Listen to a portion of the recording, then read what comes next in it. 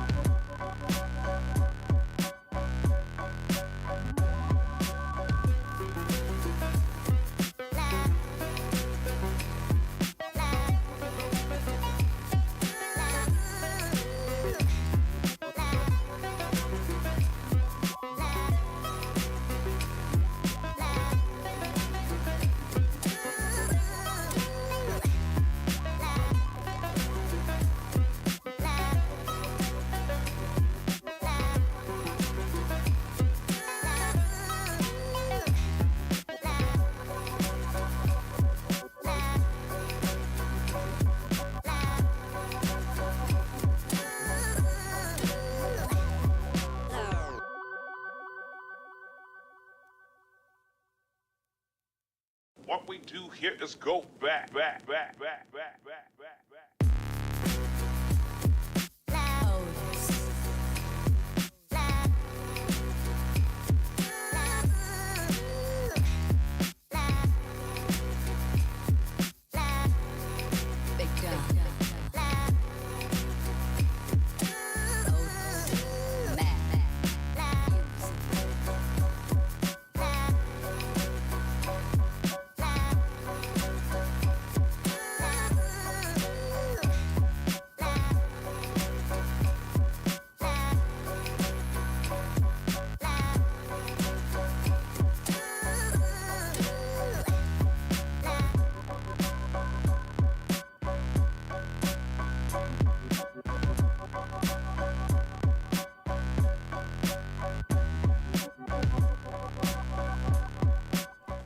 And hopefully we should be live.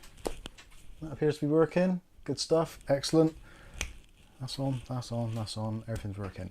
Good evening, Mike here, Mike's Unboxing Reviews and How To. It is Saturday the 20-something of something. 28th of October. Yes, it is October still. And don't forget, if you're watching and you're in the United Kingdom, and actually if you can hear me, the clocks go back tonight. So you get an extra hour in bed. Or potentially you go to work tomorrow morning an hour early, if you forget. So try not to do that. The clocks do go back, I think. Hour in bed, you get an extra less hour tomorrow. Yeah, I suppose, yeah. It catches up eventually. So yes, hopefully everything is working. If you just let me know in the chat that you can hear. Willie Bob says, in sync, all good. Audio levels good. Good. Excellent stuff. So, yes, where do we start? So obviously, you've seen the thumbnail for the video. You know what this is all about.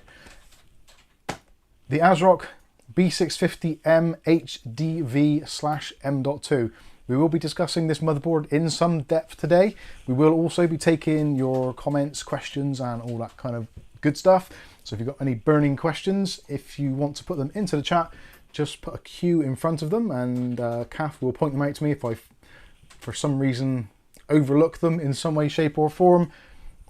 And yes, any other questions about anything? Kath's got her hand up already, so that's...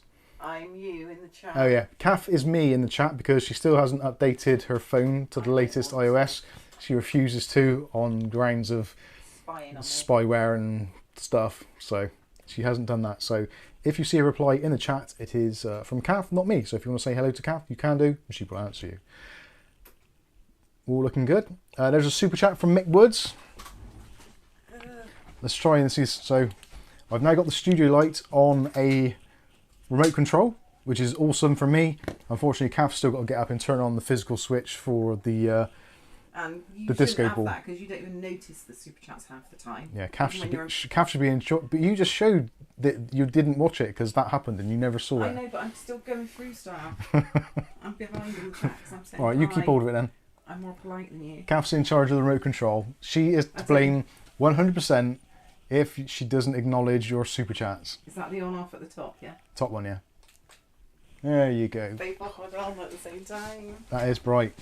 It's gonna confuse Thank you very much. I didn't even click on that actually, the super chat. I should have done that. I'm the one who's in the wrong now. Where's my mouse gone? Is my mouse actually working? Oh, tell you what, if I turn the mouse on, that is often a good way of making your mouse or your other peripherals working if you actually turn them on. Just click on that, that works. Excellent stuff. Thank you very much, Mick Woods. Super Stream Saturday, £10. Thank you very much for your contribution, Mick. Much appreciated. And it looks like another one's just come in. And Lucky Man says, look at that for timing. She's loving it. She's got a remote control. I've never been allowed a remote control. I think that's not entirely accurate. I remember back in the days when we had a VHS video and I was never allowed the remote. Shut up, I'd get up and do it by hand because it's easier. Yeah, I've got twisty double. Thank you much. Fast Thank you forward. much. Thank you very much, Lucky Man, for your £5 super chat. He says, I just lost a fiver. Where's it gone? It's gone into the depths of YouTube to be molested Shared out with the and then taxman. shared with the taxman and us eventually. Thank you very much. Happy days. Still no sign of Ugly Bob. Ugly Bob is still MIA. Whether that is intentional or whether that is something else, I don't know. Starting to get a little bit worried actually. He has been sending the odd random message, but I think where he's currently working is in a very isolated area, let's say. I'm not going to say too much because I would only be hypothesizing, or what's the other word for that? Guessing, basically. But yeah, I think where he is currently, there's somewhat of a blanket outage of services, let's say. So, right, lots of you in the chat tonight, good to see, and hopefully you're all doing well, fed and watered. Congratulations to Sky and his Congratulations to a good friend of the channel and one of the longest channel members actually, Sky Stalker, who has basically his children have been spreading their seed and creating godchildren, grandchildren for Sky. So he's got even more Christmas presents to buy now than he had previously. Those Canadians certainly know how to reproduce, eh? And there's another super chat that has come in from a good friend of the channel also, Stuart Cleary. Is that actually even coming up on there? Yes, it does. Excellent stuff. 10 euros from Stuart and says, looks like the kids are going to have to make do with sausages for dinner tomorrow. Nothing wrong with sausages? Sausages for dinner's good. Sausages. That dog on, that's life. Sausage rolls as well. They're pretty good. We like them. William Bode is replying to something. Is that to you? I don't know. I haven't seen yet. I'm catching up still. Yeah, William Bode is saying there. He commented on a video, the last video, and YouTube have basically kind of temporarily suspended him from commenting for 24 hours for some reason. YouTube is going through some weird and wonderful things at the moment. Turning into Facebook. It has become Facebook. It's like you go into the Facebook jail if you post something they don't like, and YouTube is getting that way. But I think with YouTube it's very much it's just a very random thing. We've noticed actually, and probably you guys that are watching, let us know in the comments if you're watching this as the video on demand after the stream. Also, do let us know in the comment section. Are you finding at the moment YouTube is not being quite the platform that it used to be previously? We've noticed actually a lot of less views, I would say, but weirdly it doesn't make sense why. Like normally you can see there's a normal trajectory, but it seems from last week, especially half term as it was here in the UK, normally half term week is actually really good for views, and you get the kids that are at home, problems with their PCs, or just people checking out how to do stuff. So generally you tend to get a very slight incline increase of views over half term, but actually it's dropped quite a bit. So I think there's a lot of people that are finding that if they're using ad blockers or they're basically getting I can't look at your or videos. if you're on a mobile phone and you haven't updated your Android or your iOS to the latest versions, you aren't allowed to use the YouTube app. So you can use your banking app. yeah, Safe enough for that. it's very unusual that it does seem that there are some pretty significant drops in viewership. Weirdly, the kind of the monetization side of it doesn't seem to have changed. So the views are dropping off, but the kind of income is the same, which is a bit unusual as well. Anyway, weird stuff. I never understand YouTube. I always thought I kind of understood how YouTube works, but I realised recently that I actually don't. I did eBay for a long time and I never really understood. Nick Barnes says half term is next week, Mike. I think here it was. Here, I think, yeah, because I'm pretty sure here it was this week. I could be wrong. Yeah, we could be. Who told me it was? O'Reilly's put in a super chat as well, which Kath has not mentioned or remoted. There we go. From O'Reilly, thank you O'Reilly, £10 there, and he says, yay for monitor arms. Gas spring hybrid, worth the money, and yay for SuperHub 5, good service from Virgin Media. Funnily enough, I was on the phone to Virgin Media today. So for those of you that are watching from the UK, you'll know that if you're using pretty much any of the big broadband suppliers, they are actually in the process of cutting off the old copper wires, which we all used for our normal telephone calls for the last... I'm actually trying to work out, I did say in the video which I made earlier that we've been using copper wires for making telephone calls for hundreds of years, but I don't think it's hundreds of years. It might be 100 years. When did the telephone come out? I'm sure it was in the 1800s, like the end of the 1800s. But I could be absolutely wrong. So if anybody wants to look it up on the interweb, Alexander Bell? yeah, Dr. Alexander Bell was the first person to make a telephone call, I believe. If anything I learned in history was accurate, you never know.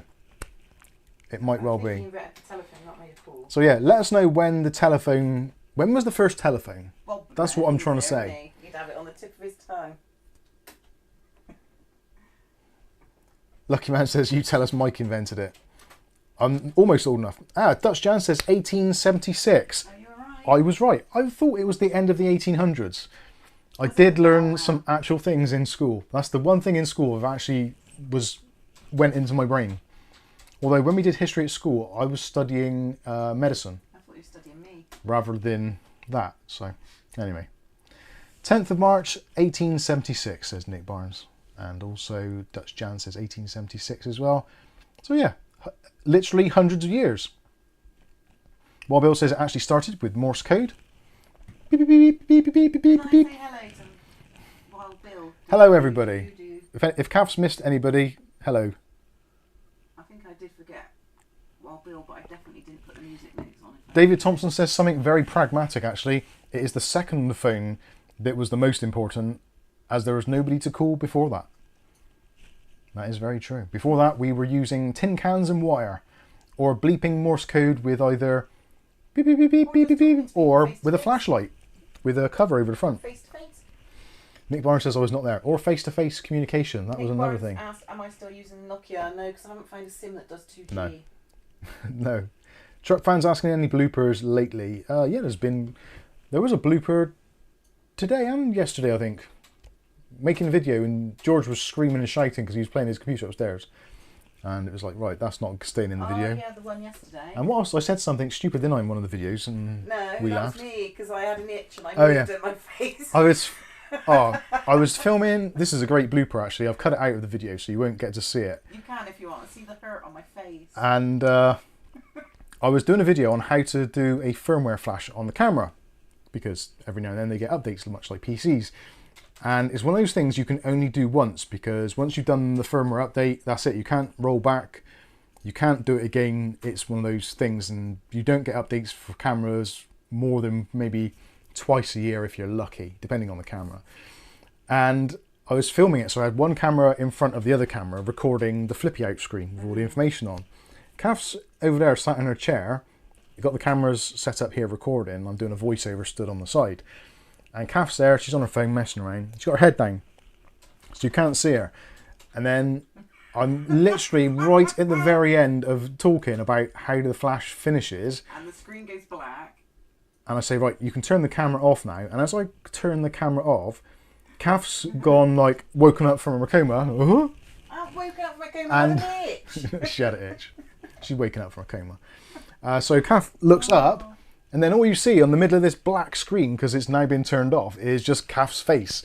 And you saying, And I go, idiot, your face is in the camera. Now, normally I wouldn't mind, and they'd be like, oh, that's quite funny timing, but Kath doesn't want to be in any videos.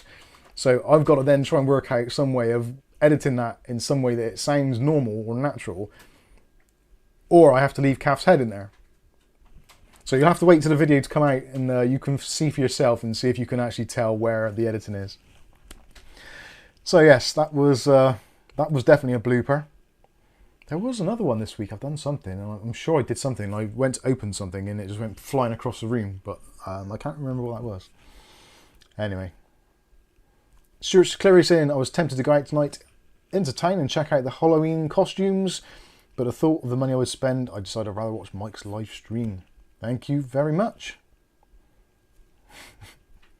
It's, yeah, it is Halloween this weekend. Well, technically, I'm guessing was it 28th today? Is it Monday? Is it the 31st on Monday? I don't know dates. I'm guessing it probably is. Where's my, oh, it's going to be on that screen, isn't it? Time and date. Where is the calendar? There we go. So, I don't know, Halloween is actually on Tuesday. So Tuesday evening, but as it falls on a Tuesday, most people will do their Halloween partying over the weekend. Because that makes sense. There is a thing as well. If you, apparently if you don't put decorations up, then you're not in trick or treat. So people aren't supposed to knock on your door or put excrement through your letterbox or whatever. So, yeah, that is about it. Sorry, I've got a bit of indigestion. I ate my tea rather fast. Idiot, you've put your face in the screen. Viali says, I don't do the Americanized Halloween rubbish. No, nor do I. I must admit, when I was a child, I did quite enjoy Halloween. I think it's more for the kids, isn't it? And I didn't let our kids. I kind of feel sorry for young children of today, because I think the world seems a bit more of a dangerous place than it did when we were younger. Or whether or not it's just we didn't realise the dangers. The dangers still existed, but they just weren't so obvious. I don't know. Maybe things have changed. I really don't know. But anyway, so yeah, Halloween. I think it's a really cool thing for the kids to do, and it's really exciting to go around because you're getting free candy, sweets, chocolate, potentially even money. Then you've got the whole penny for the guy thing as well, which used to be a thing here in the UK. Don't know whether that's done in other countries. Maybe it is, maybe it isn't. I don't think that's done now. We actually, when I was, this is a fun story actually. When I was a young child, probably in my tweens, I would have thought. So maybe 11, 12, 13, that sort of thing. 17, 20, yeah. Lucky Man's coming in the super chat. He says, my German Shepherd answers the door. Mike dresses up as Jimmy. Oh, I just dress up as Jimmy Savile, keeps the kids away. I don't do that, obviously. He never used to be home. I haven't got the hair for it. And I wouldn't get into a tracksuit either. Thank you, Lucky Man, for the £2 there. Yeah, we get Poppy to answer the door. She's ferocious.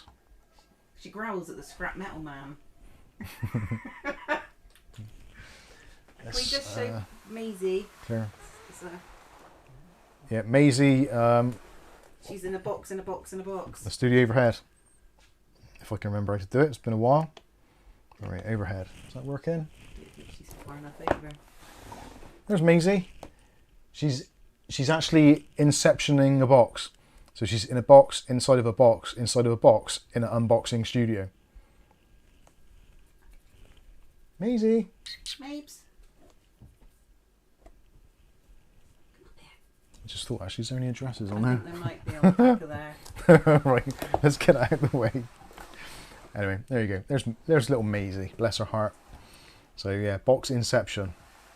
But she's sat behind the monitor. Nick's asking, Kath, have you named the kittens yet? Well, they sort of have named them. Name one. I'm not even gonna attempt to remember it. I can't remember. You know its name? I don't. If you said it, I'd go, oh yeah. I can't think what it is. Oh yeah, Davy Jones. One of them's called Davy Jones. I don't know. Cats are mysterious. They are. I'm trying to name them as hard. Mysterious is me and the kids. Oh yeah, the Halloween story. So this is actually quite funny. It's actually quite sad, but it just goes to show how kind of naive and how many balls we had back then, which we definitely don't now. So my next door neighbours, there were two brothers. One was about 2 years older than the other, and they were quite small.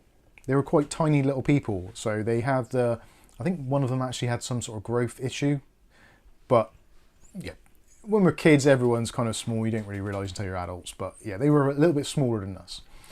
And we were doing Penny for the Guy. Now, for those of you who are outside of the UK and don't understand Penny for the Guy, essentially, young kids in the UK in the probably 60s, 70s, 80s, maybe even further back than that, you would make a Guy Fawkes, made out of like old t-shirts stuffed with stuff and old pair of jeans, old pair of boots.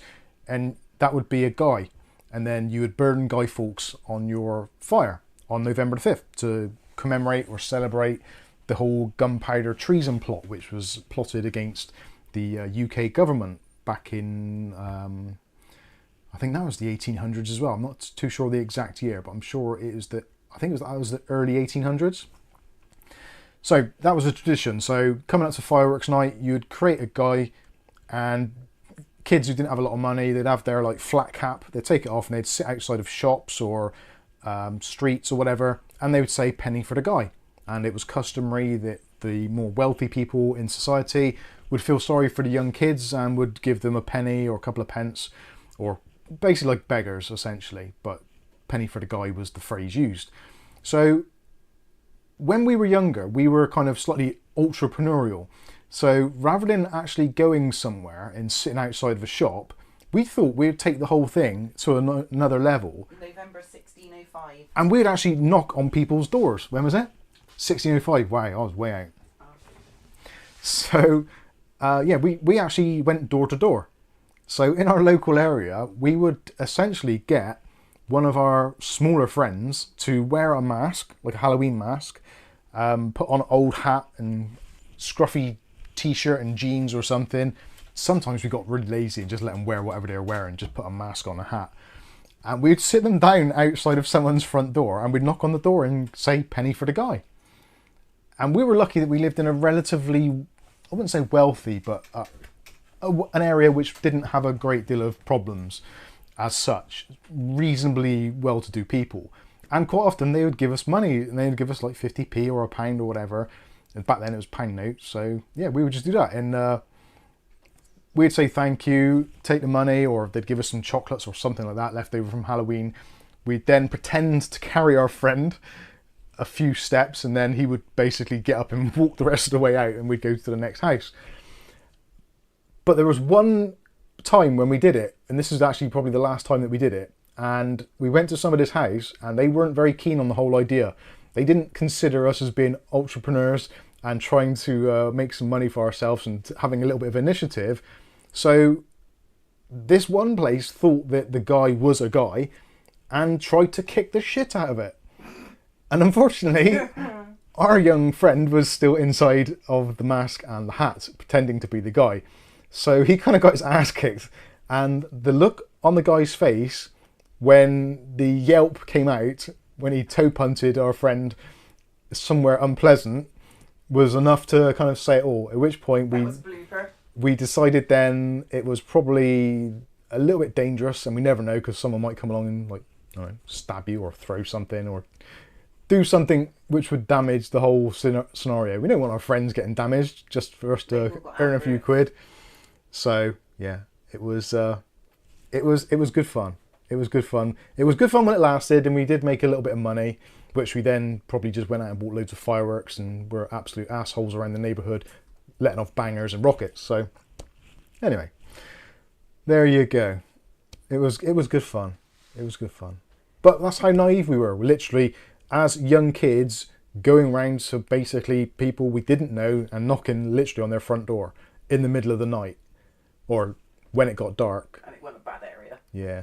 It wasn't a particularly bad area, so we probably had that to go for. So I wouldn't recommend people generally do that, but it was good fun. If you're watching this and you're watching the video on demand later, if you've got any funny stories about Halloween or fireworks night, let us know in the comment section. I'll be looking forward to reading them, especially the funnier ones, the better. Aletta's in the house. Actually, I should say hello to those of you that are in the chat, because I haven't done that yet. Oh dear, indigestion. Killing me. So Nick Barnes is in the chat. We've also got Stuart Cleary, Wild Bill's with us, Skystalker, William Bodie. Wild Bill got William Bodie, Jonathan Tolbert. How you doing? Good to see you in the chat. Rick H is with us. How you doing, Rick? And Mick Woods. Just see Truck Fan 452 zooting his way in. Lucky Man, we've said. Welly Bob. There we go. Welly Bob says Bristol's brightest. Wow. The lights are pretty bright, to be fair. You going to say hello, Flame? Old Man Withers. Evening, Mike, Kath, and Mubbers. How you doing, Old Man Withers? We got Big Boy Flame. Oh yeah, there's big fat Flame. I'm not fat shaming him. He's just massive. Well, comparatively. Don't upset your mother. Oh dear. Now, sadly, Flame is Maisie youngest son thing. And they've been fighting recently, not been seeing eye to eye. So, although I can see Flame's eye at the moment. Come on then. Go back to your food now.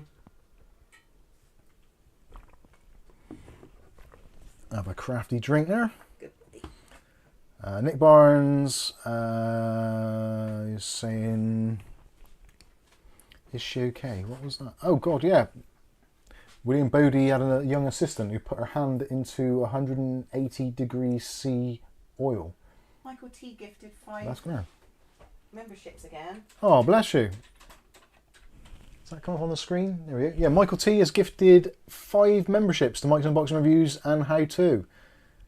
Thank you very much, Michael T. Much appreciated. Now, if you're not sure what that's all about, you can, if you want to, like, you can sign up yourselves as an individual, and you can help the channel and help us to basically afford to do all this stuff we do by purchasing a membership, which I'm not too sure how much it starts from. I think it's like $3.99, I think it is. We do the minimal one. And that will give you early access and also gives you some extra privileges and perks, so you can get the custom emojis for the chat if you want to use them. But essentially the best thing you get is the early access to videos.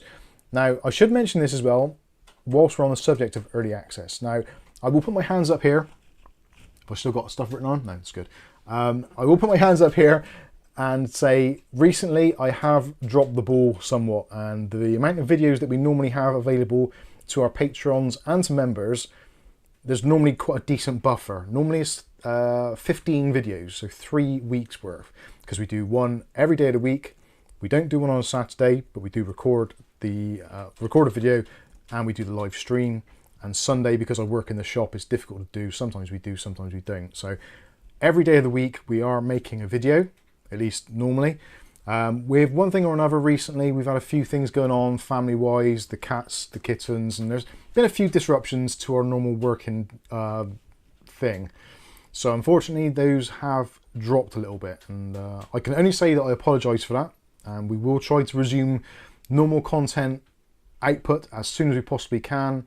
Some of it is down to there not being a great deal to make content on, or at least not that we can. And there's not been a lot happening. Let's be honest with you, the PC industry has been on somewhat of a flattish curve for quite a time now, so it is getting a little bit stagnant and stale, and I don't want to just keep on pumping out exactly the same video all the time. Just for the sake. Although technically the BIOS update ones are, but they are useful because if you've got that specific board and you're trying to do it, then it does make sense. Those I do feel we do repeat quite a lot, but they are the kind of almost like the bread and butter of the channel, so they help to keep the lights on, so to speak. Yeah, so patrons. Patrons are the ones that we kind of benefit the most from, because we get almost all of the money from Patreon. So Patreon members, they get the initial access to videos, which is normally 3 weeks in advance. 2, maybe 3 weeks, depending on where we are. So you get the videos up until 7 days before the video is going to go live, at which point we have to set the videos to members only. Now there's a toggle, for those of you that don't know about how YouTube works, there's a toggle for 3 or 4 different modes. So you can have the video private, you can have the video set to unlisted, you can have it to scheduled, or you can have it to public and members. So no, you have it private, unlisted for patrons, members, which then patrons can't get access to unless they're members as well. Yep. And then it's scheduled and it's live for everyone. There you go. So that's what I was getting to. The point being, because in order for us to make the Patreon thing and the YouTube membership thing work, we set the videos to be unlisted. So technically, even if you're a member, if you know how to search for unlisted videos on a channel, you can still watch the content that we've put out before it's live, if you see what I mean. So yeah, Patrons get early access for normally 2 weeks. Then they get excluded from it because we have to change the video to members only status for YouTube members. And then on the day of release, obviously, then everyone can watch it, including patrons, members, and the general unwashed public. But very few videos go out that don't go public. So that is basically where we're at. So I know there's been 1 or 2 people that are patrons and they're trying to catch up on some of the videos we've released. And we've had to then, because of the narrowing down of the content we've got in the kind of buffer, we've had to set them to members only quicker than what we would normally. So you get a Patreon notification for maybe only a day or 2, and then it goes over to members. So all I can say is wholeheartedly, I apologise for not building up enough content so that it's on there to give you ample time to watch it. We are trying to build that content up. This weekend, actually, I've done like 4 or 5 videos trying to get back together. So I'm going to try and build up the content, try and get back to where we were previously, so this isn't as much of an issue. Obviously, if it is causing you concern and you kind of, it's not what you signed up for, if you do want to stop either your Patreon or your YouTube membership, completely understand. There's no ill feelings. Don't feel that once you've started doing it that you have to keep on doing it, otherwise we're going to look unfavorably on you or say things behind your back or whatever. That isn't the case at all. And every single donation we get, whether it be from the super chats, whether it be from Patreon, whether it be from what's the other one, PayPal donations, or whether it's from YouTube membership, all of it we are extremely grateful for, and for anything that you can spare, we are extremely happy to receive. But if you're finding things a little bit tight, or you just don't find a great deal of value in what you're doing, or you just don't want to be on PayPal, or you don't want to be on Patreon or whatever, that's absolutely fine. So if you do want to cancel, don't worry, it's absolutely fine. So I just wanted to say that, just so we're clear, and also so you know why potentially you might not be seeing the videos for the same amount of time as you would normally on Patreon. So that is that. But you did have to leave the house this week, didn't you? I did have to leave the house a couple of times this week, so the mileage for the last 4 years in one journey. yeah, we did actually go out the house, which was kind of weird. Anyway, moving on. So saying hello to some other people in the chat there. So we've got Moldo Mosbah. Thank you for watching us, and thank you for joining. Let me see. Jay Gordon, thank you. Dutch Jan, I think we've said already. William Bodie, yep, we said that. Sorry, it's catching up here. Catching up. Pete Unwin, how you doing, Pete? Jason Wood asks, is the Ryzen 5000 series Zen 3? No. Yes. Yes, 5000 series is Zen 3. I had to think then, yeah, because this is Zen 4 for AM5, I think. Hey Siri. She. Is AM5 Zen 4? Hello, Poppy. Okay, I found this on the web for as a 5 Zen 4. Check it out. Oh God, that's not going to go well, is it? Yeah, Zen 4, yeah. Yeah, Zen 3 was the 5000 series. I thought it was. I was doubting my my brains a little bit there. As Poppy's gone out, shall I sneak the kittens down? Up to you. We're going to sneak the kittens down while Poppy's just gone out. We're kitten nippers. Kitten nappers. Terry Trickett's with us. How you doing, Mr. Trickett? Mookie MC, how you doing? Welly Bob says, Ugly Bob, he's a bot. Bloody good one if he is. Yes, convinced me, that's for sure. No, I've met him in real life. He is a genuine person. Bob Lawrence says, YouTube just ain't what it used to be. Yeah, I think it's... Yeah, I don't know where to start with YouTube. It's one of those things where we do live in an extremely kind of woke and privileged world, unfortunately. And I think because of those things, everyone feels that they've got something that they should be upset about. And it's kind of almost like you have to have something to be angry about or to be annoyed with. And because of that, people complain about stuff. And then because of our kind of wokeisms, they're like, oh, well, we better not offend anybody because everyone's terrified to offend people. So YouTube specifically are kind of guilty of that, of bending over backwards to not offend anybody, but at the same time offending pretty much everybody. Right, overhead, there we go. Kitten cam, everybody. And they're definitely getting a little bit bigger. So that one in the middle there is Davy Jones, and I'm not too sure what the other one's called. This is a little boy, we think. This is a little boy, and that's the little girl. Sorry, you can't really see him very well. Should we put the other camera on, Mark? See if I can the lights are a little bit on the bright side, so they're little poor little eyes. Do you want me on the other camera? Could do. It's, Pose. there we go. Pose Davy Jones. There we go. He opened his eyes yesterday. There's little Davy Jones. Bless his heart. I don't want to be on camera. Oh, you're upsetting him now. This one screams really bad. Oh God. This is the runt of the litter, but he's the fattest one.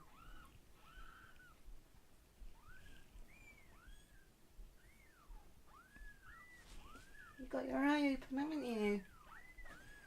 He's got one eye open. Oh God. Which one are we on? Oh, overhead. Oh, there's the noisiest one. You're not noisy, are you?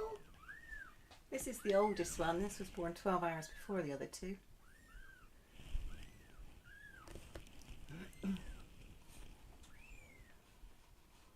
What's going on, Maisie? Terrified him now. Oh, you better. Whoops. There we go. Yeah, that's a proper unboxing right there. So there you go. There they are. Pop his little... I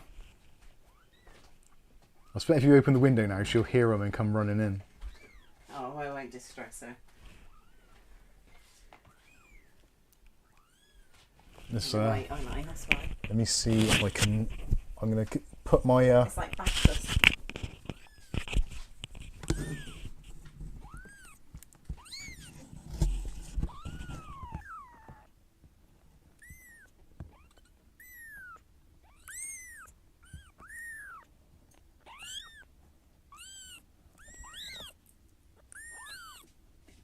Oh, Flamey.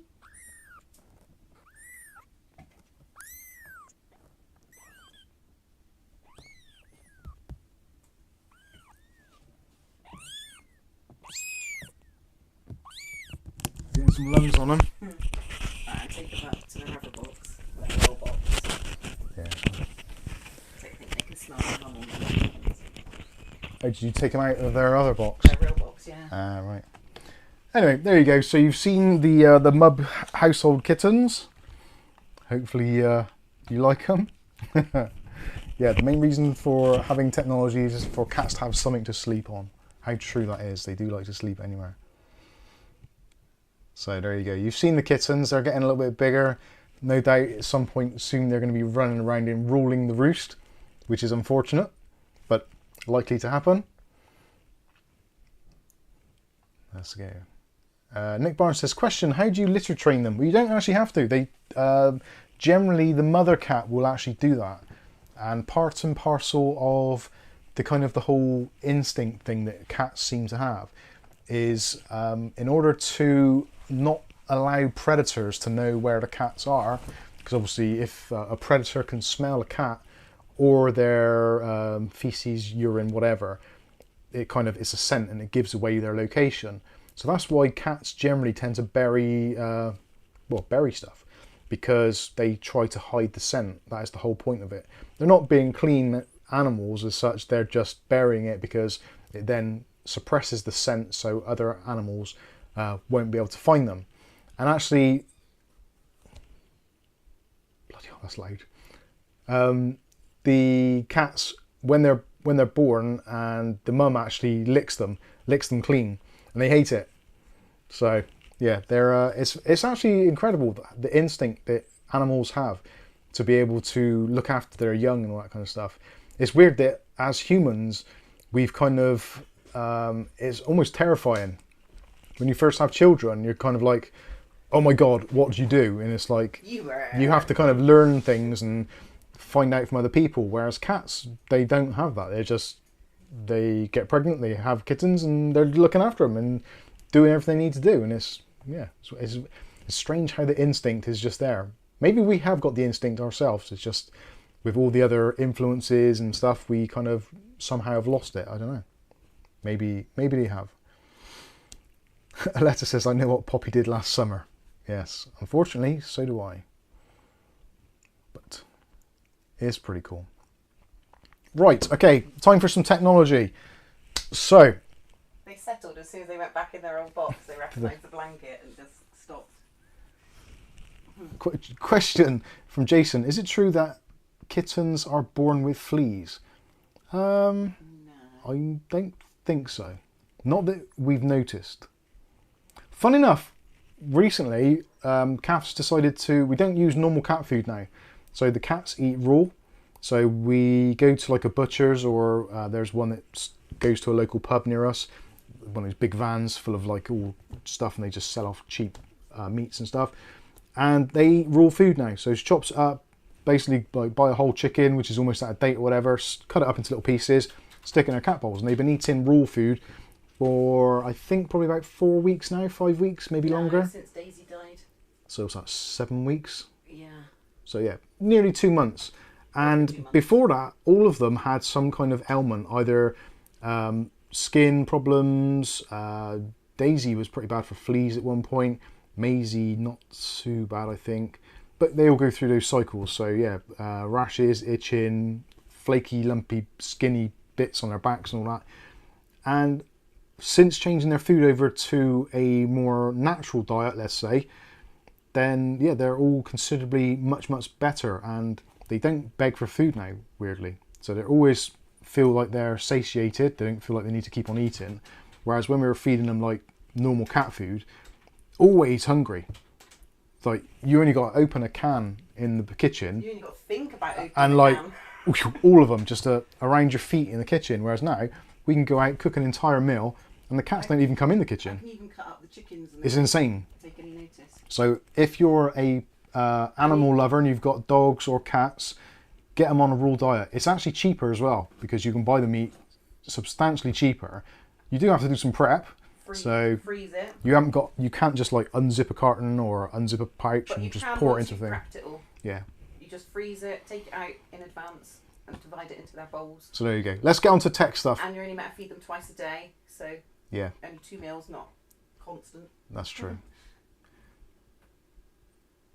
Truck fan, no, there's not been any Hoover bloopers, although I am desperately trying to destroy my vacuum because it's annoying me.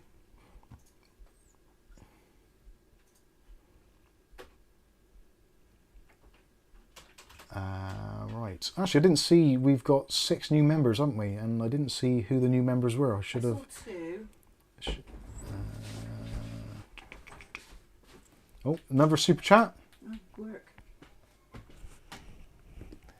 Stuart Cleary, super chat. Thank you for your €5. Says, when ads come up on a live stream, do you miss some content or are you no longer live after the ad finishes? I have premium, so I don't know. From what I can gather, if you're watching a live stream and you allow the advert to continue, when the advert stops, you continue where the stream left off, so there's a slight delay. So you then have to press the live button to fast forward yourself back on. That is as far as I know. But it could be different for That's YouTube depending putting what the you're on. ads in, isn't it? Not us. Yeah. Yeah, YouTube would put them in, so not us. I'm not touching it. Lucky Man says my dog never goes into the kitchen when I'm cooking. He hates burnt food. Oh dear. Jay Gordon says I miss content. Yeah. Right. So if an advert runs, you miss out the content. So the live stream continues, but where there is an ad, you miss it. So it's in your interest to click on skip advert. You're right, stepping on your keyboard. Yeah. She's kissing Maisie. Hey Poppy, how you doing? You gonna say hello? No. No? Alright then. Miserable. Hey Babs. Don't scratch. Don't, William Bodie will have your guts. Watching you do that. She was the last one who did that and put the bobbles in it. Maisie's trying to get a sniffy. Bung Julio. Right, anyway, back onto the technology. So, AM5 platform is rather unappealing, I've got to say. And I think for pretty much most people in the world these days, if you're looking at buying a PC, either a new one or a used one, the best, excuse me, the best bang per buck is AM4. That almost choked me. AMD are not going to sponsor me now.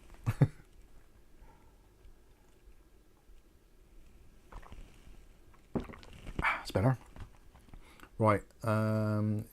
Right. Just had a thing on there saying there was going to be ads running, so I've skipped them, so you shouldn't see them.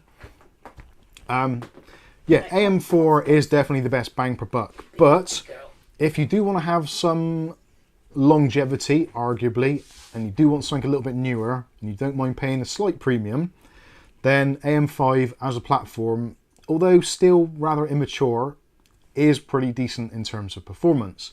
And for those of you that have been long-term members of the channel will know the problems I've had with the PC behind me. And you'll probably notice at the moment, there doesn't appear to be any water cooling in that PC at the moment.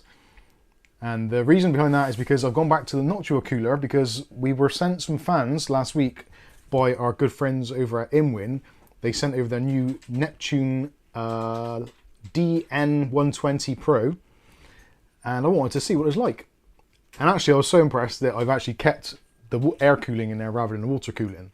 But even that was traumatic because we're taking the CPU out of the socket to do some cleaning work, and the AM5 mounting frame, after I put it all back together, I could not get my system to boot. It was just a cursor on the screen and I had no idea what was going on. And it turned out I loosened off the bracket a little bit for the cooler and it started working. So there's definitely an issue with the way that the AM5 platform works. You've got the chip goes down onto pins, and the pins are kind of like that.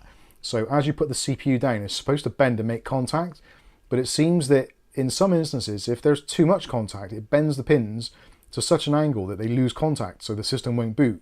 So you have to kind of release the pressure a little bit and find that sweet spot so that the pins make contact and stay like that when it gets either hot or cold. So from cold when it boots, obviously there's going to be contraction there. The CPU itself is going to be slightly smaller, so the pins are going to move up slightly. When the CPU gets really hot, it will expand very slightly, and that will push the pins down even more.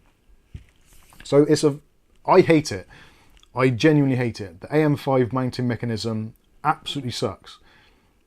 Genuinely, I just dislike it immensely. Bring back the pins, please. If we learn anything from all the way back to like FM2, FM1, AM2, AM2 Plus, all the way up to AM4. Yes, the pins are delicate, but the motherboards are basically bulletproof, as long as you don't pour like syrup in them or something like that. Whereas now, the pins on the motherboard are just so fine, so small. There's, what was it, 1,780 pins or something. So there's a lot of pins, and it's very easy to damage them. I shit myself every time I have to take the CPU in and out. Jason's off. Cheers, Jason. So I don't like the current setup. AM5, I said it before it even happened. I said I don't want to go to the LGA setup because it's just too problematic. It makes the motherboards much more expensive because they're a lot harder to produce, and they're just prone for things. Well, we probably won't get to the point where there'll be many used motherboards on the market because they'll be knackered. So that is a downside of this whole new generation. Anyway, with that said, if you are going to buy into AM5, your best bet is to not spend an absolute ton of money. So the B650 chipset is probably the sweet spot, and also buying a relatively cheap board, such as, we finally got around to it, an hour in, this one, the Asrock B650M HDV M.2. Now this board reviews really well, and you can actually even run a Ryzen 9 7950X on here, and it won't throttle. It's got a really good VRM on here. It's got an 8+2+1 phase Vishay 50 amp set. It's a really good little board. Yes, Kath? Richard? Richard says, the pins being on the motherboard, is that contributing to high motherboard costs? Yes, because previously the socket method, you could manufacture a socket and it was ready just to boom, plonk straight on the board. Whereas now, the whole setup, the pins being so much finer, it's just a really hard thing to do. Whereas previously they could get like a socket made up and it was very simple, very straightforward.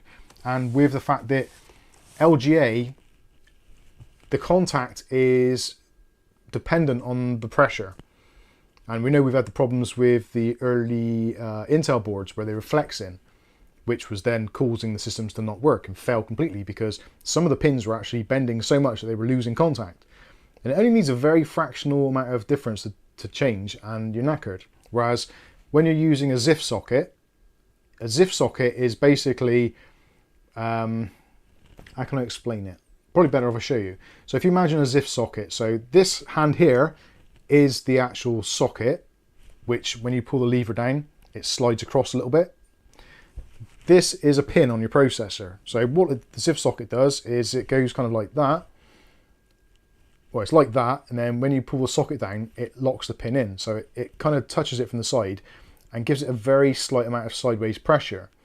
So the pins are always in the right position. As long as they're straight, it's pretty much always going to make contact. So it goes straight across. That looks disgusting. I do apologise. Whereas with LGA, there's a lot more variance. So you've got the pins which are kind of maybe a 45-degree angle or less. And that point there, depending on how much pressure you put on the pin, the more pressure, the actual distance moves, because it's like a fulcrum. So if it's like that, the pin's like over here, whereas if it's like that, you can see the pin needs to be over here. So the alignment thing, because they're so small, getting the right pressure and getting it into exactly the right position is a nightmare. And I've already seen on the Discord absolutely tons and tons of people where they've had one of the memory chips not working, or one of the sockets not working, or multiple channels not working on the motherboard for RAM. And that is purely because the pins aren't making contact. And God knows how many other things aren't working. Maybe one of the PCI Express slots isn't working properly, or an M.2 isn't working properly, just because the pins aren't making contact.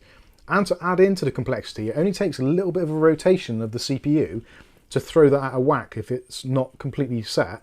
It's a horrible setup. It was fine back in the day where we had like the LGA 775, 700 pins. Pretty easy to work out. Bigger process altogether.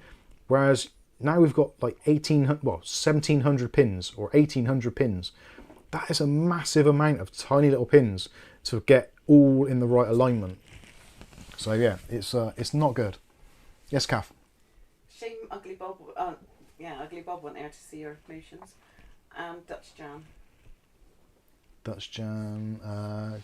Mike can be 1718 pins on a CPU. That's almost 400 more than AM4. Exactly. It's insane. 1,700 pins. And you damage maybe one of them or a couple of them and your system's toast. This is not good. And it's getting worse. Anyway, to go back to the board. So this is actually a pretty decent board. It reviews very well. In terms of pricing, it's actually reasonably cost effective. Around about £130 here in the UK. I managed to pick it up as an Amazon warehouse deal for about 120 something. So just over £100 effectively. So it's not an expensive board. And I think realistically, most of us, I think, are 136. kind of like at a point where if you've got to spend about £100 on a motherboard, it's kind of like, well, okay, what features has it got? Does it make sense? It's not ideal. And actually, looking at Black Friday deals coming up, and also some of the deals which have been on eBay already, with the promo code SPOOKY20, you can get up to £75 off, 20% or up to £75. And there's been some really nice motherboards on offer today, which has really pissed me off because I'm thinking I could have spent an extra £30 and possibly and got a really, really nice board, which I really, really wanted. But I've been talking about this one for a long time and it reviews very well. Hardware Unboxed reviewed it, tested the VRM, said it was great. Tech Yes City also, same sort of deal. So I figured, what the hell, let's get this thing and we'll do the micro ATX build that I've been talking about for so long and see what this is like. And actually, I wanted to try a different manufacturer and see what their sockets are like, see if the reliability is any better than what I've been experiencing so far of MSI. So, that is most of the good parts. It's a pretty good board. So I'm going to show you what you get. You don't actually get a lot. And actually, this one, there is an Intel Wi-Fi card, which I've actually added to this, which doesn't come with it. It doesn't have Wi-Fi or Bluetooth. It does come with a manual, which is a rarity these days. And this one came with 2 SATA cables and also 2 securing screws for the M.2 drives. Other than that, that is it. It's basically an empty box. But what you do get on here is actually some quite nice spec. And being that it is B650, you've got all the usual stuff. So you can do all your kind of overclocking, your tweaks, RAM overclocking, all that kind of stuff that you would expect to do on a modern platform. Whereas with the A620, you do lose out on that. And the boards are very similar price. So it does make sense if you're looking for a more budget orientated board to look at a board such as this. Sorry for the creaking there. Let's go to the overhead camera. Let's give you a close-up of this so you can see what it's all about. Let's see if I can zoom in a little. Push that forward. You should have done those noises when you're doing those finger motions. I'll get banned from YouTube now. Do you want a drink that and I'll get you another? Oh dear, I will drink the rest of that. This motherboard stinks.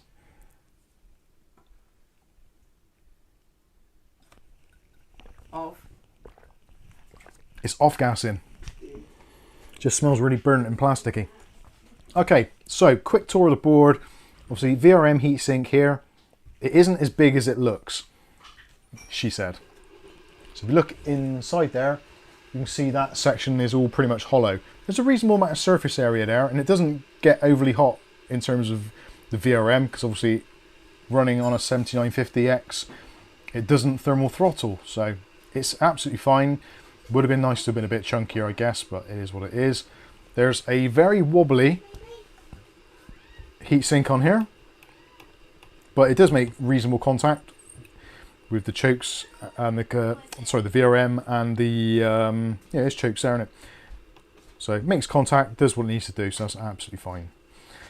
Obviously, socket in the middle, terrified, hate it, don't like it at all. You're not going to let her go on and jump here on there? No, I'm not letting her on there. So I'm just going to open up this socket in a minute, and I don't want any debris getting in it, or debris, if you're going to be posh about it. So that is what the socket looks like. Those are the pins. Now, there's not a chance on God's green earth that any of you are going to see those pins, because they are so freaking small. And if you accidentally drop something on there or bend one of those pins, you are effectively screwed completely. And it's not like you can just bend the pins back into shape with a needle, because a needle is going to be huge up to those pins. So if you damage that socket, the board is toast. Absolute toast. This is a big problem, I feel, personally. Anyway, so I'm going to close that now before I get any dust or debris in there, because it is extremely delicate. So that is the AM5 socket. You've got the normal AM4, AM5 style brackets there. Something which is really cool about these, I'm not sure if you've seen these before, is the fact that you can actually undo these. Normally on AM4 motherboards, if you undid these 4 screws, remove those plastic caps, like we've often had to do when we're mounting a different CPU cooler. So you take out your 4 screws, remove your plastic clips. As soon as you lift the motherboard up, normally your back plate would fall off, and then if you're doing it in a case which is upright, you have no chance of actually getting your cooler attached. Whereas with the AM5 socket, because you've got those screws there, there and there, actually holding the socket to the motherboard, the back plate isn't removable. So that's going to stay in place. That, I think, is actually a very good idea, and that for me works. But the layout, this socket, I feel is bad news, and is going to cause people a lot of problems. Now that isn't the fatal problem with this board, because we're going to get to the fatal problem, and I actually discovered this on the Discord at the same time as I found it out on here. Well, within like hours, because I bought the motherboard. Now I've researched this board a lot, and there's some things that you kind of expect on modern motherboards, especially anything that costs over £100. There's certain features which you kind of expect to be just there as you take it for granted. And I've made this mistake, so I'm wanting to point it out because I think other people are going to want to know this so they don't make the same mistake. So 2 RAM slots only, not a huge deal. You can still use up to 96 gigabytes of RAM. You've got CPU header there. You've got an AIO header there, or you can use that as a front fans or 2 fans, whatever, case fan. Normal 24-pin socket, no problems there. Front USB Type-C, only 5 gigabit, no, sorry, this one is 10 gigabit per second.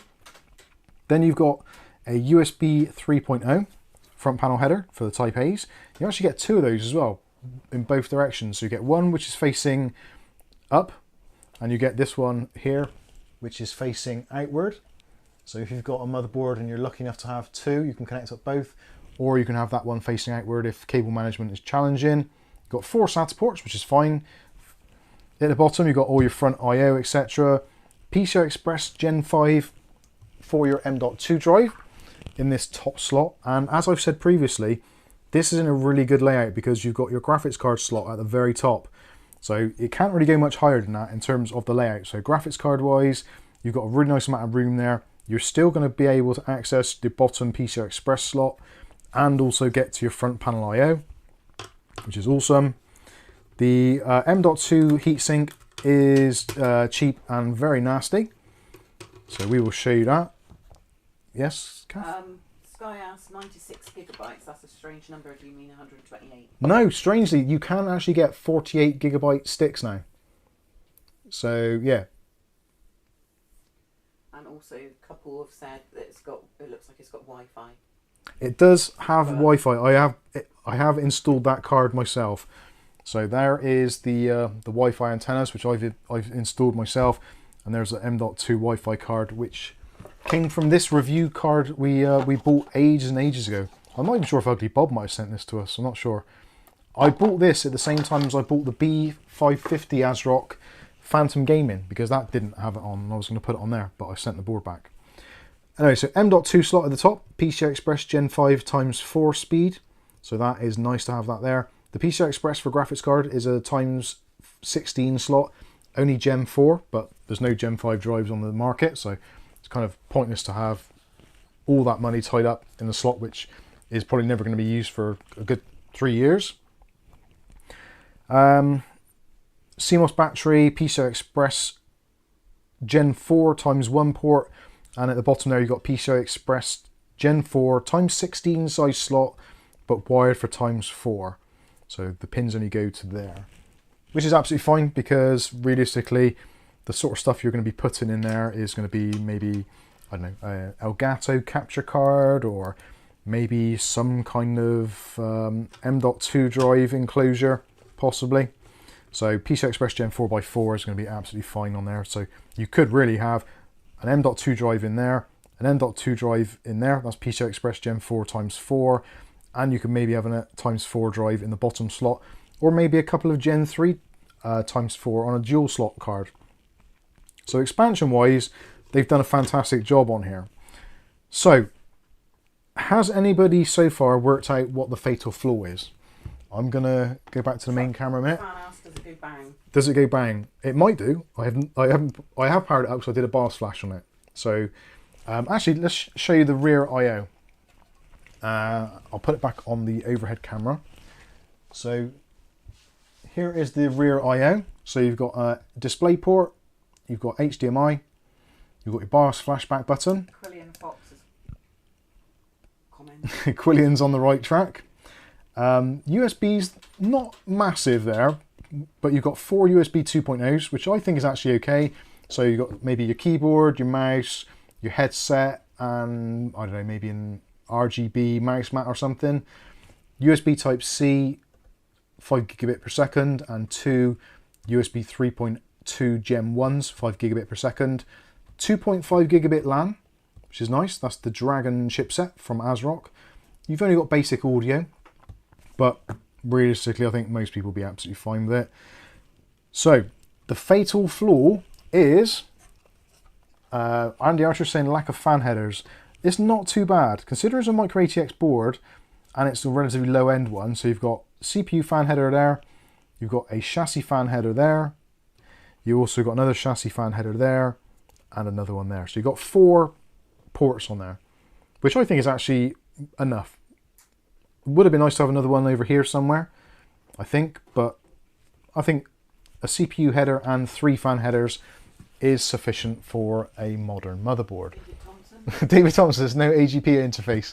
No, that would be interesting. David Thompson says it needs RS-232. Well, it actually comes close, and for this is the fatal flaw, because someone has actually guessed it already. Built it up too much now. Yeah, and Quillian Fawkes has guessed it straight away, so thank you, Quillian. This board has no addressable RGB or RGB, which to me seems very strange, because it's a B650 chipset. It's got lots of things, PCI Express Gen 5, nice slots, all that kind of stuff, but it doesn't have any addressable RGB, which in itself would not be a bad thing. And as David Thompson states there, no RGB can be a bonus. And actually, I would agree. For certain setups, especially if you're going down the Corsair route, or maybe you're deciding to go with Thermaltake RGB, or any of the other brands, Lian Li, etc., I would say, yes, that's absolutely fine. But the biggest problem with this board that I have, and that I'm going to show you now as a close-up, is this is the fatal flaw, and this potentially is going to cause possible RMAs of this board, potentially damage to components, and is generally a very confusing thing to do, especially, like, I looked at this board in reasonable depth when I was looking at buying it, and I was going through all the things, like, has it got this, has it got that, PCI Express slot in the right place, yes, decent VRM, yes, only 2 RAM slots, okay, we can deal with that, fan headers, yeah, USB Type-C, yeah, great, addressable RGB, yeah, check, and I did think it had addressable RGB.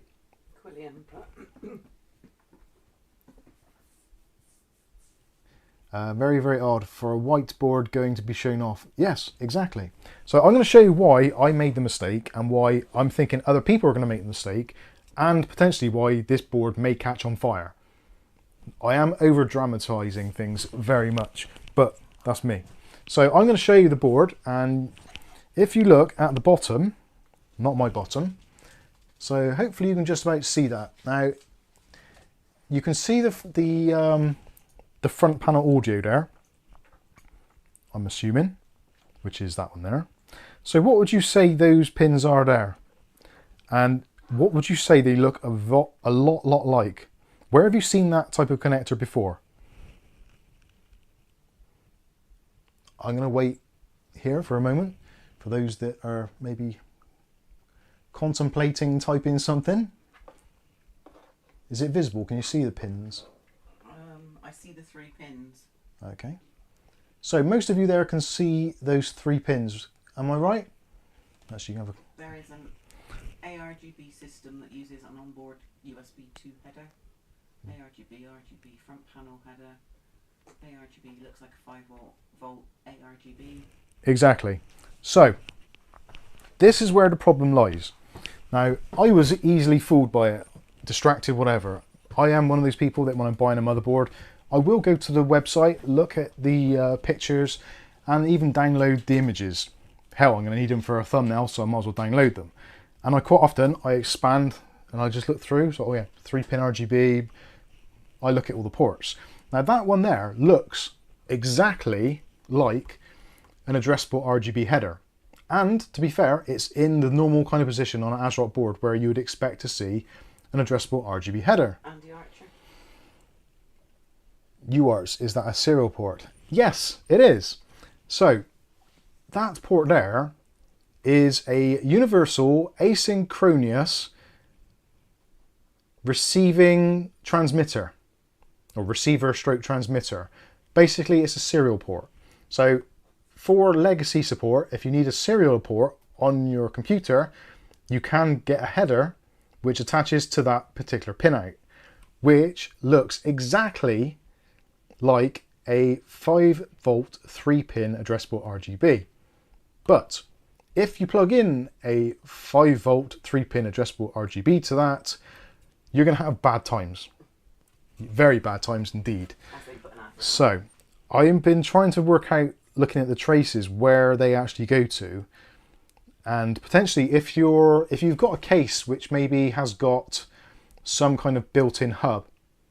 So I'm trying to think of a case, well, the Series 500 for example, built-in hub, built-in addressable RGB, there's a pass-through cable which actually contains power on the 5-volt rail because it's going through a powered hub. You plug that into a UART port, it's going to be smelling bad. Adverts again, by the way. I know, I just noticed that I didn't get through to do it. So, unfortunately, I think there's going to be a lot of people who buy this board who maybe are slightly tech savvy and have maybe looked at the pictures and thought, oh yeah, 3-pin addressable RGB at the bottom there. Excellent stuff. Very much like I did. Now, ASRock are well known of incorporating addressable RGB on basically pretty much all of their boards, regardless. So to actually find one that has a very similar pinout but doesn't have addressable RGB, actually it blows my mind. It really does.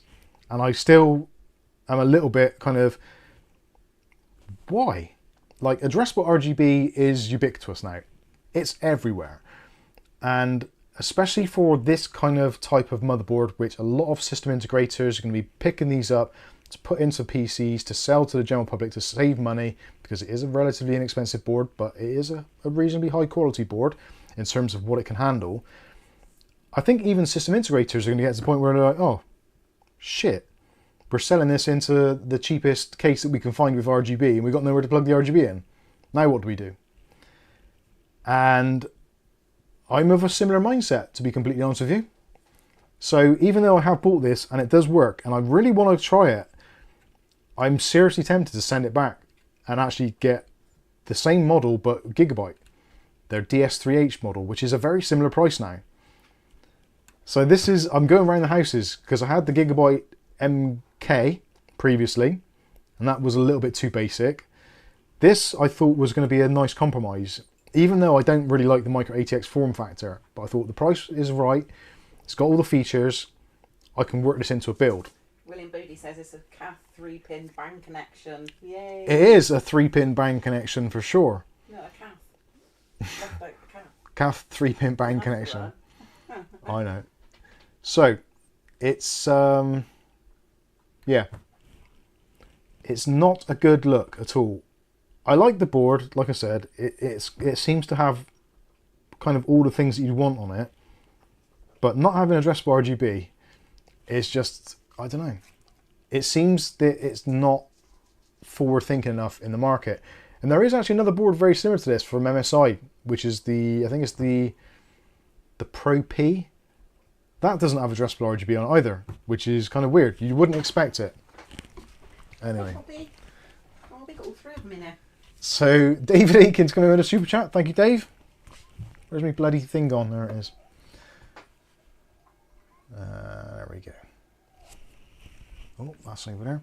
So David Aiken, B650 Micro ATX Asrock HDV M.2 Rev 2 request. Yes. Revision 2 needs to have addressable RGB.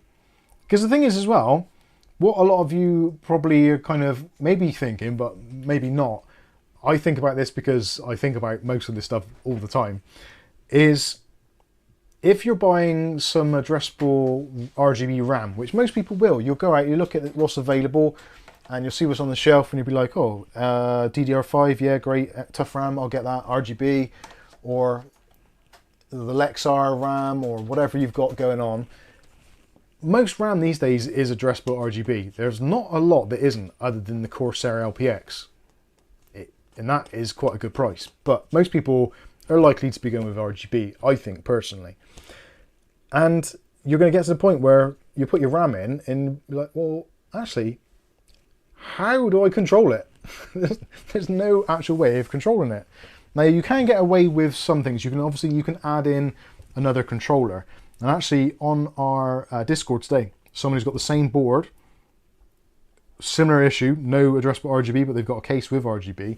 Now, I've suggested, and I probably will suggest again at some point, is something like this. So this is the GameMax ARGB fan hub and remote. So this comes with a little remote control and also an addressable RGB hub. So what you can do is, if you've got a case or you've got a cooler or whatever, you can plug in your addressable RGB into there. You've got SATA power, you've got a remote, so you can just go ahead and choose to do whatever you want with your lighting.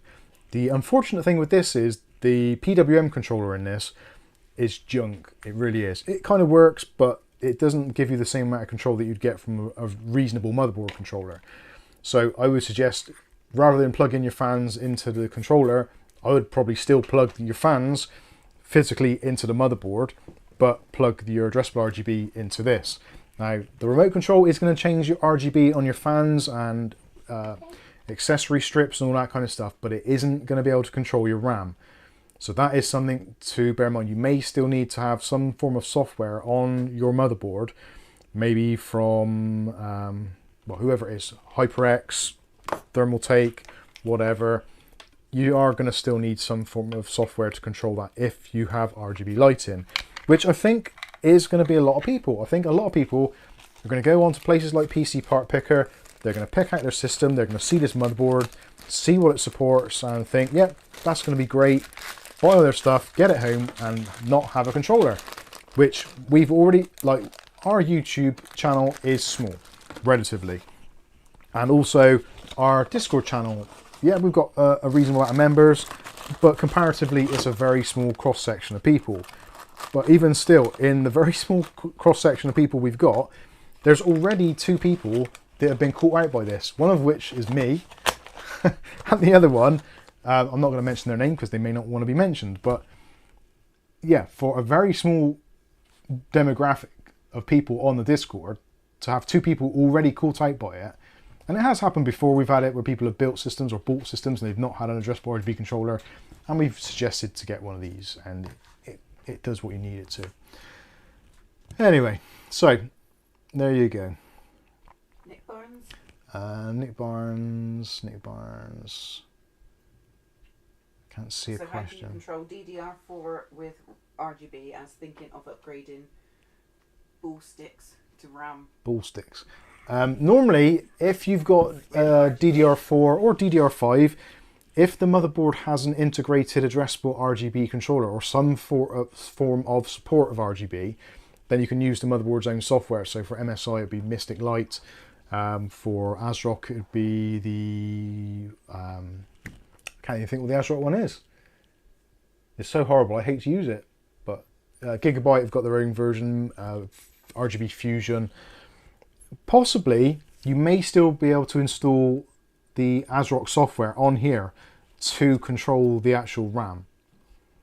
But that is literally all you're going to be able to control from it, because there is no other form of RGB support. Which just leads me to think that it is going to be problematic. Now there's going to be a load of people out there that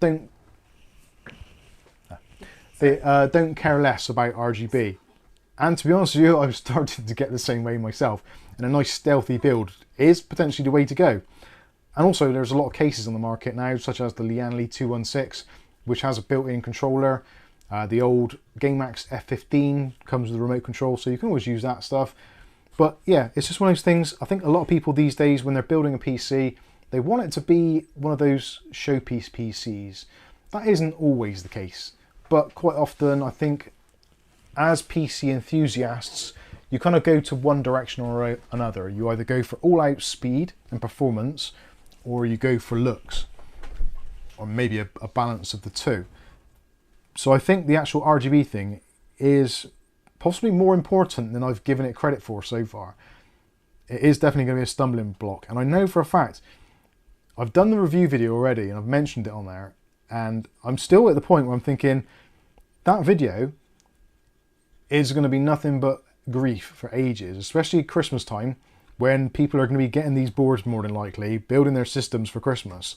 And the question is going to be, how do I control the RGB?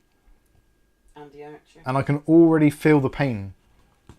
It's just going to be an absolute nightmare.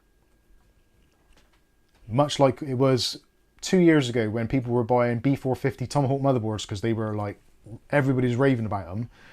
Much like people are about this board at the moment for its price and features, but then to be let down. And I don't think there's any other YouTube channel which has reviewed this board which has said about there not being any addressable RGB, which I feel is actually a quite a large consideration.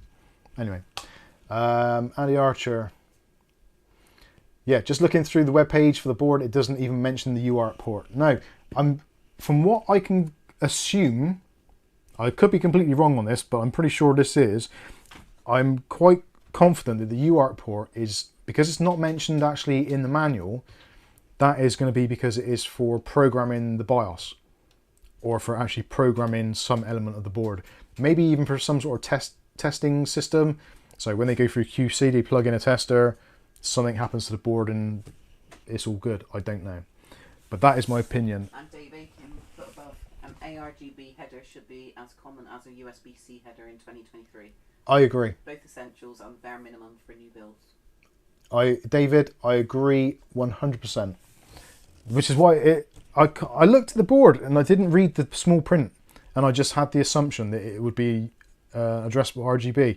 So to catch me out, where I am normally that person who looks out for this stuff, I assumed, and I think that's probably where I've committed the cardinal sin. Assuming is making an ass. I've made an ass out of me and me. So yeah. Anyway, it sucks. Rally. It's a nice board. Sorry. It's a really nice board. I cannot believe that they've not put addressable RGB on it. It just doesn't make any sense. It's just, addressable RGB is everywhere. Anyway. Hello, Deathcore Pringles. Had some Deathcore Pringles for dinner actually. Not bad. O'Reilly says, question, is there still USB 2 headers? Just thinking about the Corsair setup, IQ, etc. Yes. Fortunately, it's got two USB 2.0 headers, which is going to be its saving grace. He's got his answer at the website, sorry. All right, well done. So yeah, it's one of those things. If you're going to be buying or building a Corsair ecosystem PC, you don't really have a great deal to worry about. You can install IQ, you can control your RAM, you can control your fans and all that kind of stuff through the USB 2. That's going to be absolutely fine. So for most people, yeah, that is going to be the combination. But realistically, this is a kind of cheap board realistically. And I think for the people that are buying a cheap motherboard, there is less likelihood of spending money on premium products like your Corsairs, your Thermaltake, swap fans, that kind of stuff. You're not likely to do it. You're likely to buy a modest, inexpensive case with addressable RGB because they basically all have it.